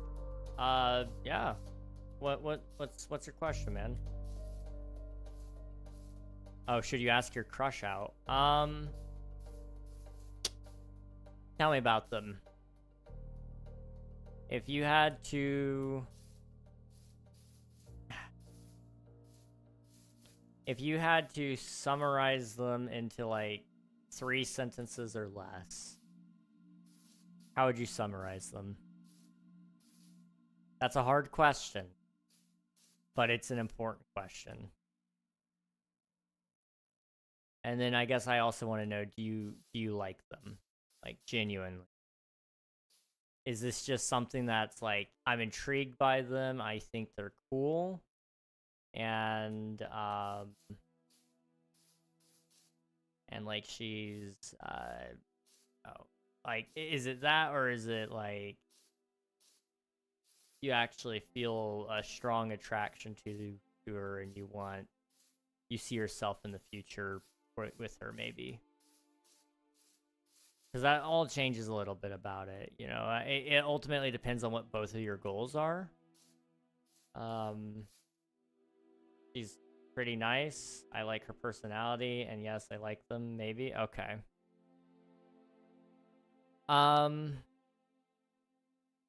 Here's what I'll tell you. Live without regret. I don't want anybody here to ever be a year down the road, 2 years down the road, 5 years, 10. I don't want you to be any point in time down the road and regret something. So if you like her and she's nice and you like her personality, what do you have to lose by asking her out? You have everything to gain, you know? At worst, like, she says no, things might be awkward for a couple of days, and then you'll go back to normal. At best, you end up with a wife down the road, if that's what you are both aiming for, you know? And, you know, it's hard to look at both the positives and the negatives and say, okay, so at worst, you know, she says no, it's going to lead to a couple of initial days of awkwardness, and it's going to hurt for a little bit. But at least I'll know. And then 2, you know, best, you know, we end up, you know, having a beautiful future together. And more than likely, there's something in the middle. That's the thing. We always look at the best and the worst, but what about the middle? What about the middle? So, you know, she may not tell you no, but she may not tell you yes. It may just be, I need to think about it. Like you said, you don't know if she likes it. And that's okay. It may be you guys go out and you both find out you don't really work that way together, and that's okay. You know, I think you should, but only if you are serious about it, you know? I don't want you getting hurt later down the road because of a poor decision that some YouTuber made for you. But I do think you should ask her out. And, you know, I think ultimately at the end of the day, let her yes be yes and her no be no. If she says no, and let that be that. Don't treat her any differently. And just show her that you can be respectful about it. Sometimes that changes people's mind. But you're not being nice to change her mind. You're being nice to have integrity. Which is arguably more important than anything else. If you're the same person that you are every day, no matter how they treat you, no matter what they say to you, no matter whether you get what you want or not, you are a very desirable person. And that's good. Maybe tomorrow? If you're feeling up to it, absolutely, go for it. I'll say this. Asking somebody out is something you don't want to overthink. So the less time you give yourself to do it, the better. At least in my opinion. Because anybody worthwhile isn't going to be fussed about the fact that, or about how you ask them and how nervous you are or how much you stumble over your words. They're not going to be fussed about that. If they're worth keeping, they'll find it charming, maybe. But I don't want you to talk yourself out of doing it. So if you're committing to tomorrow, do it, like, genuinely.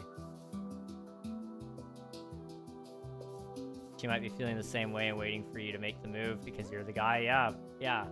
I mean, yeah, sometimes people... We were talking about this earlier where I was like, I've waited for other people to make a move before. Just because I didn't know if they felt a certain way about me. And I was like, if they haven't yet, then they must not like me. Don't be that guy. I've since learned that is a terrible philosophy. Take initiative. It's scary to lay your feelings out there before someone, but once you do it once, you start to find out that it's like really easy to do. I don't know. I do it in front of my stream pretty much all the time. I tell you guys, like, hey, I'm doing this. Hey, I'm doing that. I feel this way right now. You know, that only happens after a little bit of vulnerability with somebody. At least in my opinion, it does. But it's a very brave thing to do, to be willing to go and tell somebody, I have a crush on you, and I would like you to go out with me tomorrow, or probably not tomorrow, maybe say next week or this weekend, or something like that. If there's a movie you both like, talk about it. Let her be involved in the process a little bit. Tell her, like, I was wondering, say something to the extent of, hey, insert name here, can we talk for a minute first? If she's busy, then, you know, maybe it's not a good time to ask. But say, like, hey, you know, I've got a crush on you, and I was wondering if you would want to go on a date or something to that extent.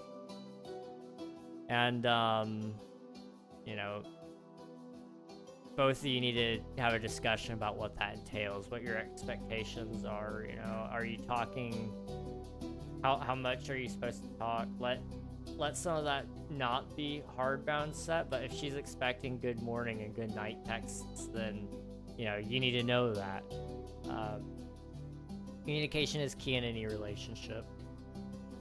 Elementary school? Okay, I see. In that case, yeah, you got nothing to lose, everything to gain, dude. I believe in you. I believe in you. But yes, I'll be streaming tomorrow more than likely, so you'll be able to tell me how that goes. And I look forward to it. I look forward to it. You know, every streamer that I've ever talked to, that has had other people ask them if they should ask the girl out, it's been a 100% success rate. So, you know, that is at least a good sign, I think. I can't stay long, but just wanted to say hi. By the way, I love the idea of the video. Thank you. I very much appreciate it, Strap. Yeah, I'm enjoying it. This is a good one. I'm very slow. I'm only building one island per stream. It's so bad. It's so bad. But yeah. You know, that's okay. That's neither here nor there.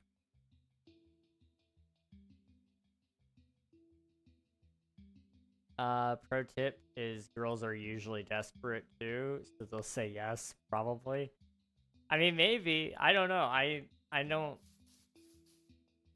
I can't say for certain on that because I'm not a girl. So I can't speak on their experience on that. But, you know, women are about as desperate as I am, so if they're as desperate as me, they'll probably say yeah, maybe, unless they're committed to finding something long term and they feel like it's a waste of both of our time. Then in that case, maybe not. Okay, too far. Okay, so yeah, loneliness is a spectrum, guys. So there's me, there's women, other single people, and then like married people right there, you know? There's a big gap between me and them. Like, I am a huge desperate person. I'm gonna cry. You guys are so mean to me.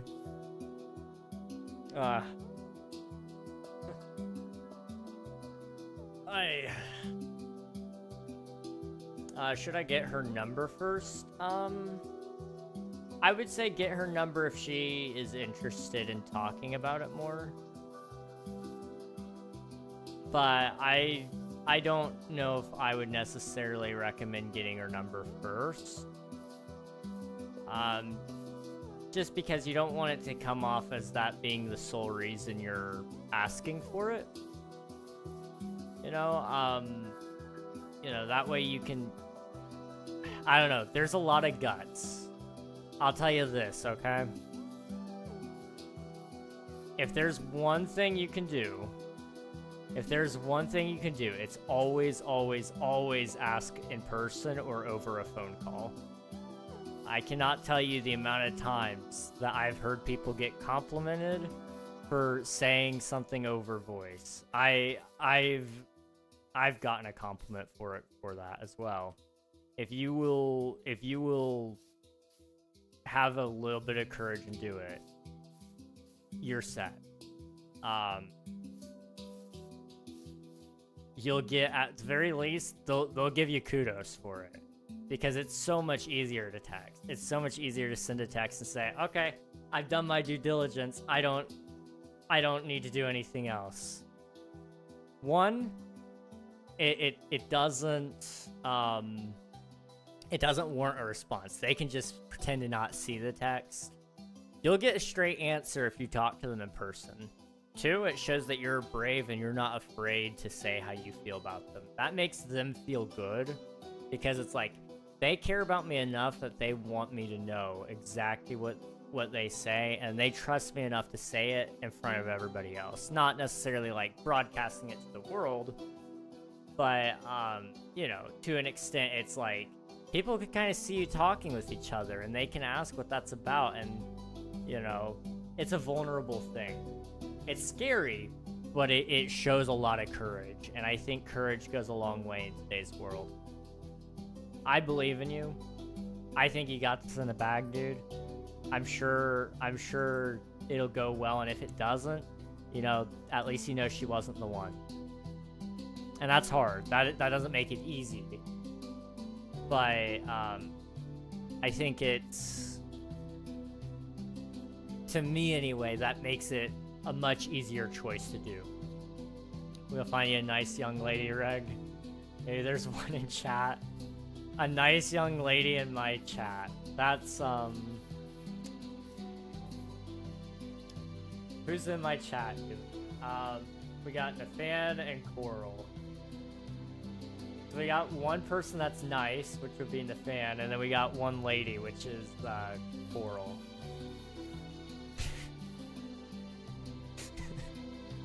You know, I think I'm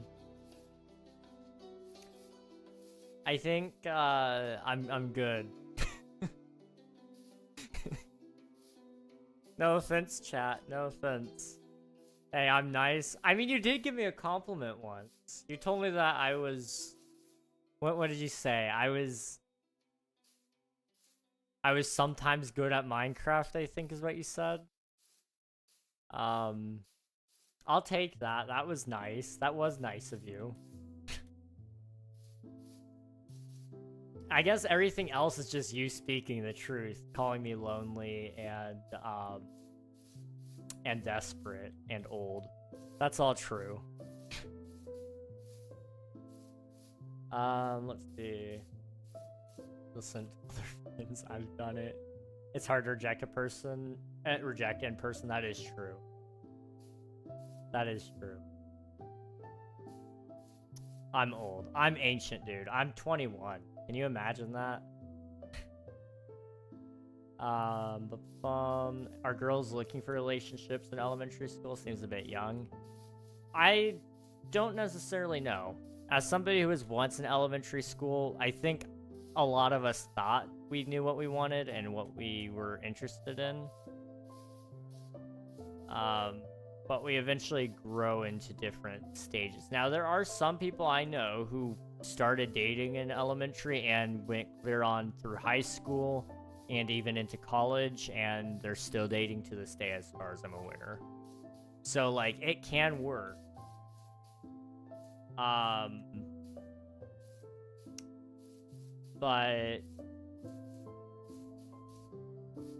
I don't know.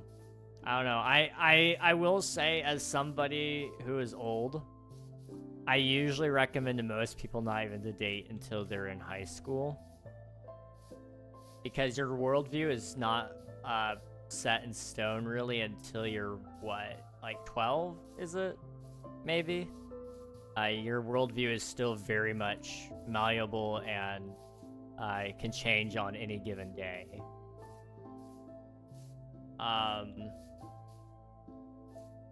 That all said, you know, I don't know, you know, anything can happen. Anything can happen. So I'm not gonna tell you not to follow your gut, not to follow your feelings to some degree.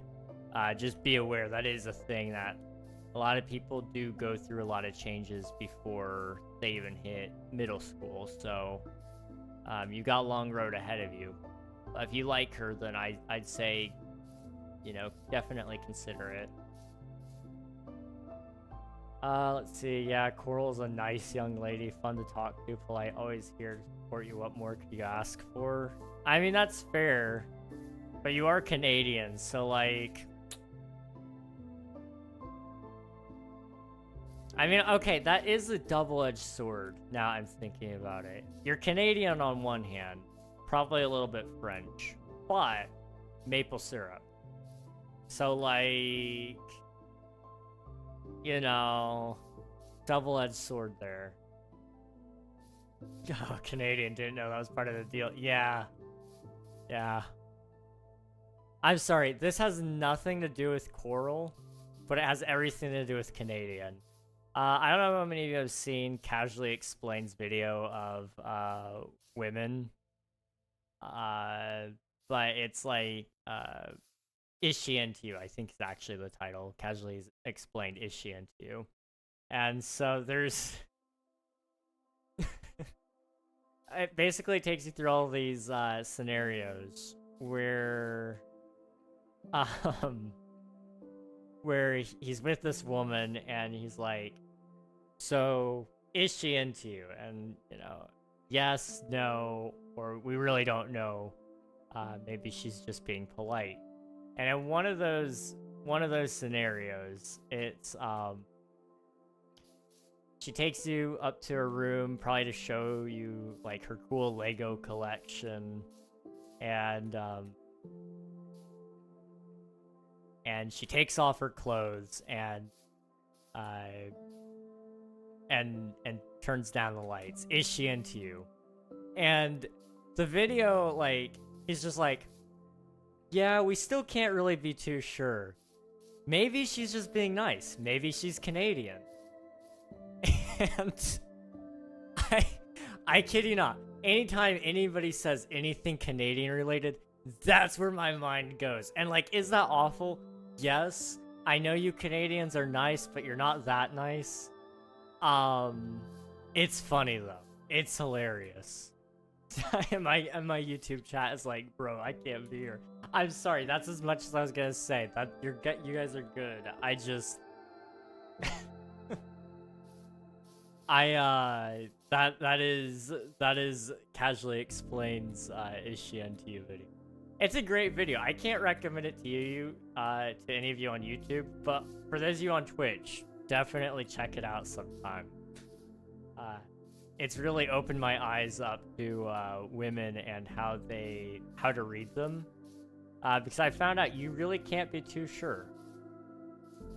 You know, maybe she's just being nice. Maybe you know, maybe she's Canadian. That's as much as I can say.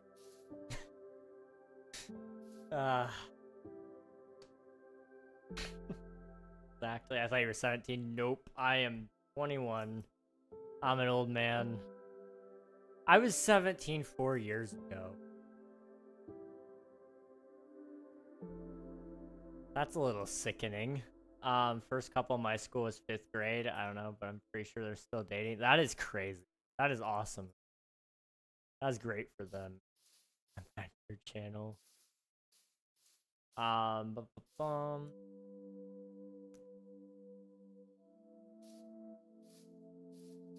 Portal, help me, King. I'm losing my sanity. Why is that, gamer? Why is that? I was 17 a month ago. A little more than that. Okay. You're old. I forgot about that. Yeah, you're 18. Eeh. I'm sorry, Coral. You're ancient, man. Pretty soon you'll just be like in a box and you'll be bones.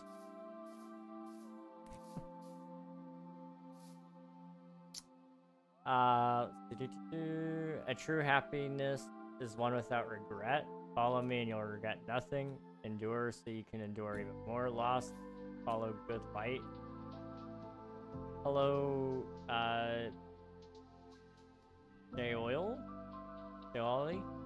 Welcome on in, hope you're doing well. True happiness is one without regret. I would tend to agree. If you're happy, you're probably not regretful. So to live without regret would be the best choice there. Are you in a relationship? No. No, I am not. I have been given great amounts of wisdom when it comes to relationships. And I guide others to a treasure I cannot possess. It's been long stated in all of my friendships that I'm the guy you go to for relationship advice. And it's not because, like, I've lived through so many relationships that I know what I'm talking about. It's because I've watched enough TV, I've read enough books. Like, I've genuinely actually read books about dating advice. I've watched videos. I know how people work to some degree. I've had a great relationship modeled before me by my parents.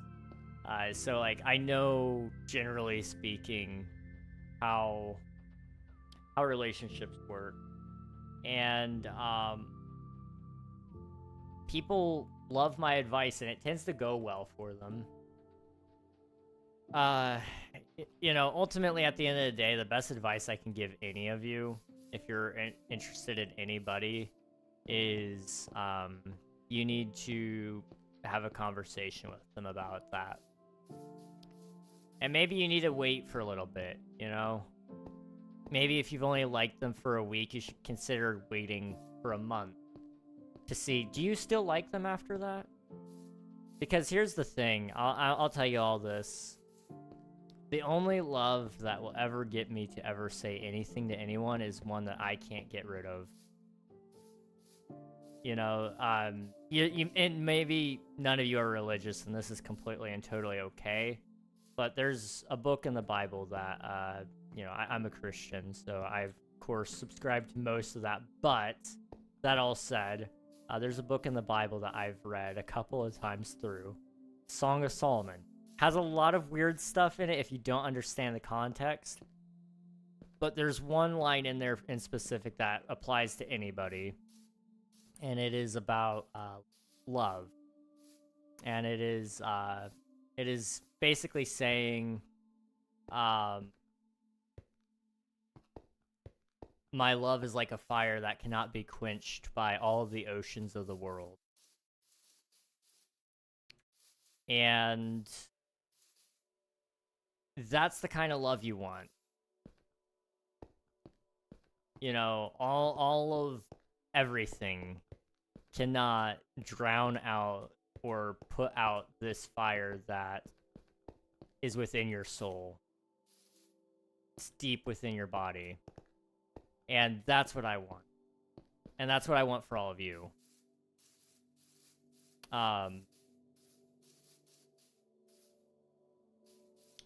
That all said, you know, there's also the phrase in there, do not awaken love unless it so desires. AKA, don't go around trying to like people because you want in a relationship. Don't fall for people because you're lonely. Because you're not going to awaken a love that is unquenchable. Because, you know, for the vast majority of people, you know, you're gonna run into a lot of people that you think you like. And for me, you know, I've ran into a number of people that I thought I liked. And I genuinely thought, hey, maybe this is the one. But I've always told myself, I'm going to wait a month. And a lot of people would probably say you're shooting yourself in the foot for that, but I don't know about that. I don't know about that, because after that month, if I still don't like them, then I don't think they're somebody that I truly love without condition. And unconditional love is the love that cannot be quenched by 1,000 rivers or what have you, you know? So when we talk about love, you know, if you feel like this is somebody that you are wanting a long-term relationship with, I encourage you to wait. Just wait and see, okay? Try to not love them. And then be honest with yourself at the end of that. Do I not love them? Because, man, I'll tell you what. You find somebody that you love genuinely, fully, wholeheartedly, cannot help but love. And you want to not. You know, the Elvis Presley song, I Can't Help Falling in Love. Great example there. Wise men say only fools rush in, but I can't help falling in love with you, you know? If you can't help it, and it's not a choice, but simply a choice made for you, your heart makes the choice to love them, regardless of what you feel and how you want to feel about them, then, you know, there's a serious consideration there that you genuinely like this person. And that's a beautiful thing. You know, it's a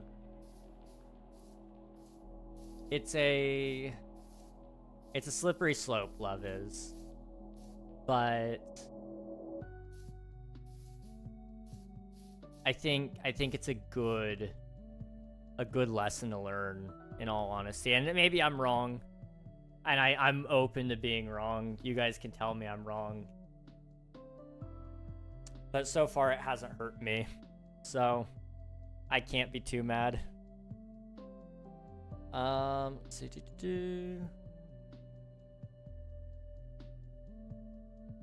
TV is not the answer. Okay, no, TV actually, though, has a lot of great stuff on it. Like, I'm not talking like children's TV shows, although some of that is helpful. You like watch, for example, one show in my mind that sticks out a little bit is or all the shows really that stick out in my mind are a lot of the Disney Channel shows from, you know, the 2010s.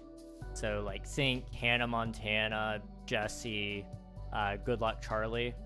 A lot of those characters, a lot of the main characters date this guy, or they're attracted to this guy who doesn't even care that they exist.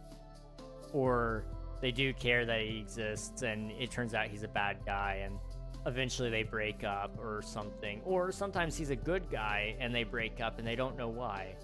And that's a really good showing of the real world.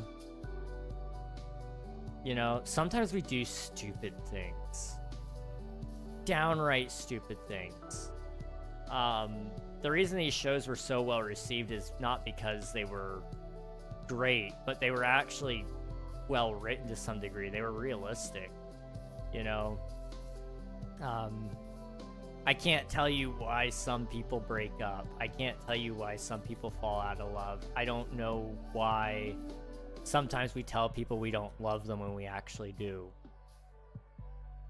And in those shows, they don't shy away from that. They say, I don't know why I said that. I don't know why I told you I didn't love you, and I'm sorry, and I don't deserve to be forgiven for that. I don't, you know, blah, blah, blah, blah, blah. You know, they all say those things, and that's real. That's real. It's, like you said, Nathan, it's relatable. It's something that happens in day-to-day life. You know, we say things we don't really mean or that we mean in the moment, and then we realize later down the road, I actually didn't mean that, you know? Maybe this is copium talking, but, you know, a lot of the times there's people out there who will say, you know, you tell them you love them and they tell you, I don't feel the same way. And that's okay, but maybe that'll change one day. And that has happened. That has happened to a lot of people. That has happened to a lot of people. They've said it one way and then it ends up going the other. And that may happen to any of you. It may not. I hope it doesn't. I hope that, you know, you have the easiest relationship known to man, but relationships are not without their fault. So I don't expect it. Opium. I said copium, like coping. I'm like right on that line with the Gen Zers, so I use some of their lingo, but copium, yeah, kind of like opium. Okay, anyway, I want to finish reading chat. Religion is dumb. It is how they control us. Faith is the truth. You have faith in him the size of a mustard seed. Have faith in God. Religion in the sense of blindly doing everything purely for the sake of following arbitrary laws. Yes, that is dumb.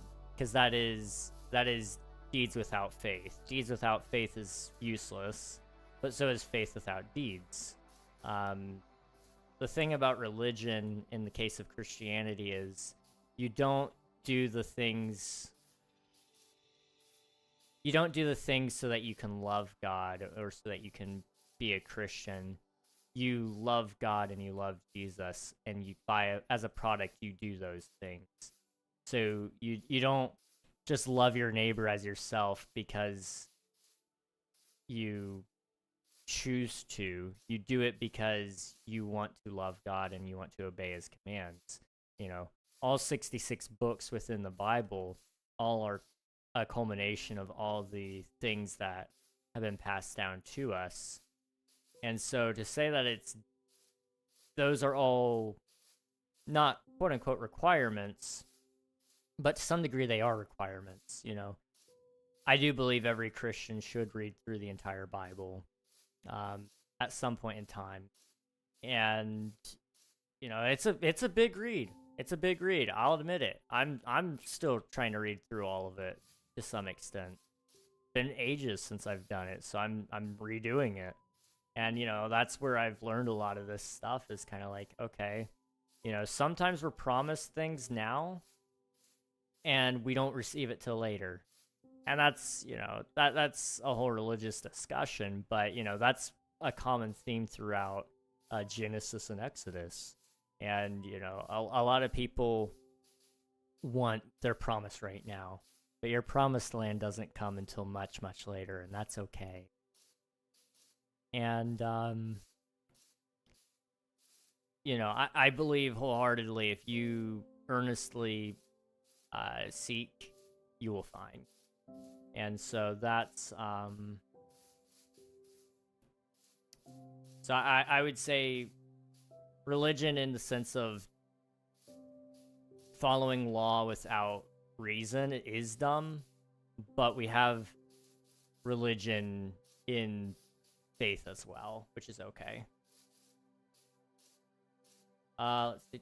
Lonely, I'm Mr. Lonely, great song by Icon. Oh yes, I've heard that one. That one's a good one.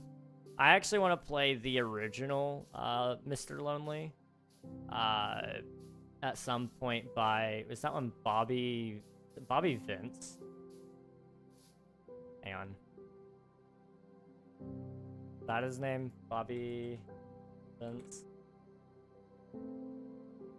Vinton. Bobby Vinton. Mr. Lonely. I want to play that one at some point on the guitar for you guys. It's a beautiful song though. But that's where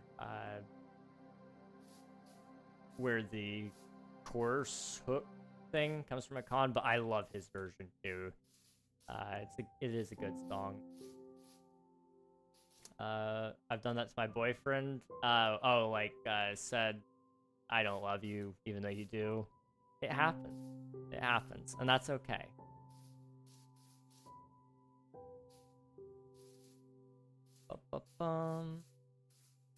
Let's see. How long do you stream per day? It changes. I stream, like right now it's been 4 hours. Sometimes I only stream 2, sometimes I stream longer than that even. I stream like 6 hours, 7 hours, you know?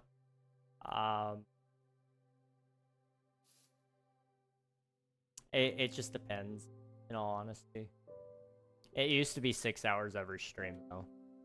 How many jumps have you done on the stat screen? That is a good question.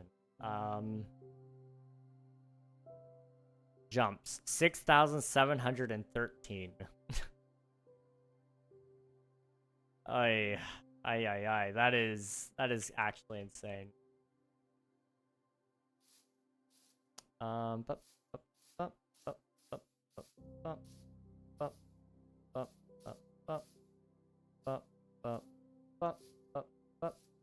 This is gonna be so quick, so productive. I've done so much work, guys. I've done so much work. It's crazy.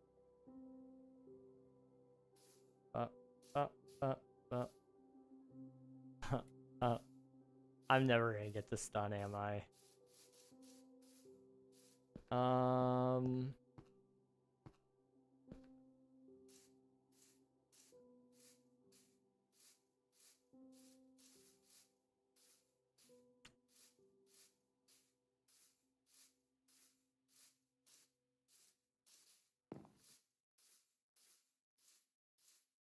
No, it's gonna take years at this rate, yeah.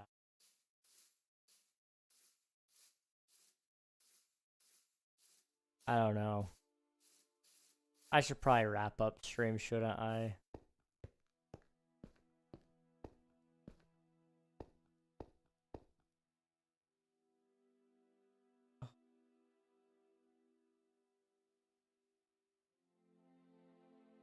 I just got here. Oh no, Jinx. Hi, how's it going, dude? I oh, I really should do another island, but I don't know. I'm tired and I'm useless. I have all these ideas in my head, but I don't do any of them. I do not do what I want to do. This I keep on doing. Anyway, ba-ba-bum. Good, how are you? I'm doing alright. I'm pretty tired, but I'm chilling. I'm chilling. I'm glad to hear that you're doing well, though. Bye, King. See ya, doers. Thanks for hanging out. Appreciate ya. Let's see. All good, man. Just saw you was on. Thought I would drop in. I appreciate it. Appreciate you a lot. Yeah, we've been building updates. Let's kind of recap a little bit. It's been like a week. We'll come back on Friday and we'll do some, and then I can also do some on Saturday if we do the 12-hour stream on Saturday. So that'll kind of work out a little bit. So we got pre-classic, classic, Indev, Indev over here. And then over here is Alpha. Alpha's almost done. I may add like a swamp and I don't know, something else on the other side there just to balance it out. But Alpha's got like a decent amount going for it. And then after Alpha, we'll do Beta 1.1, I guess. Or 1.0 maybe. I don't know. We'll see. We will see. Okay.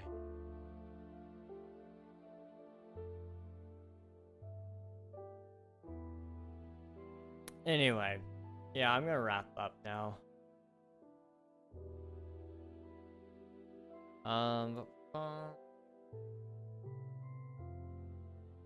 Alright, I appreciate y'all being here, though. I do. Thanks, StreamReg. Thanks for hanging out. I appreciate you all. Rating him a lot lately. I don't know. Who do I have available to me on YouTube? That is gonna be the question.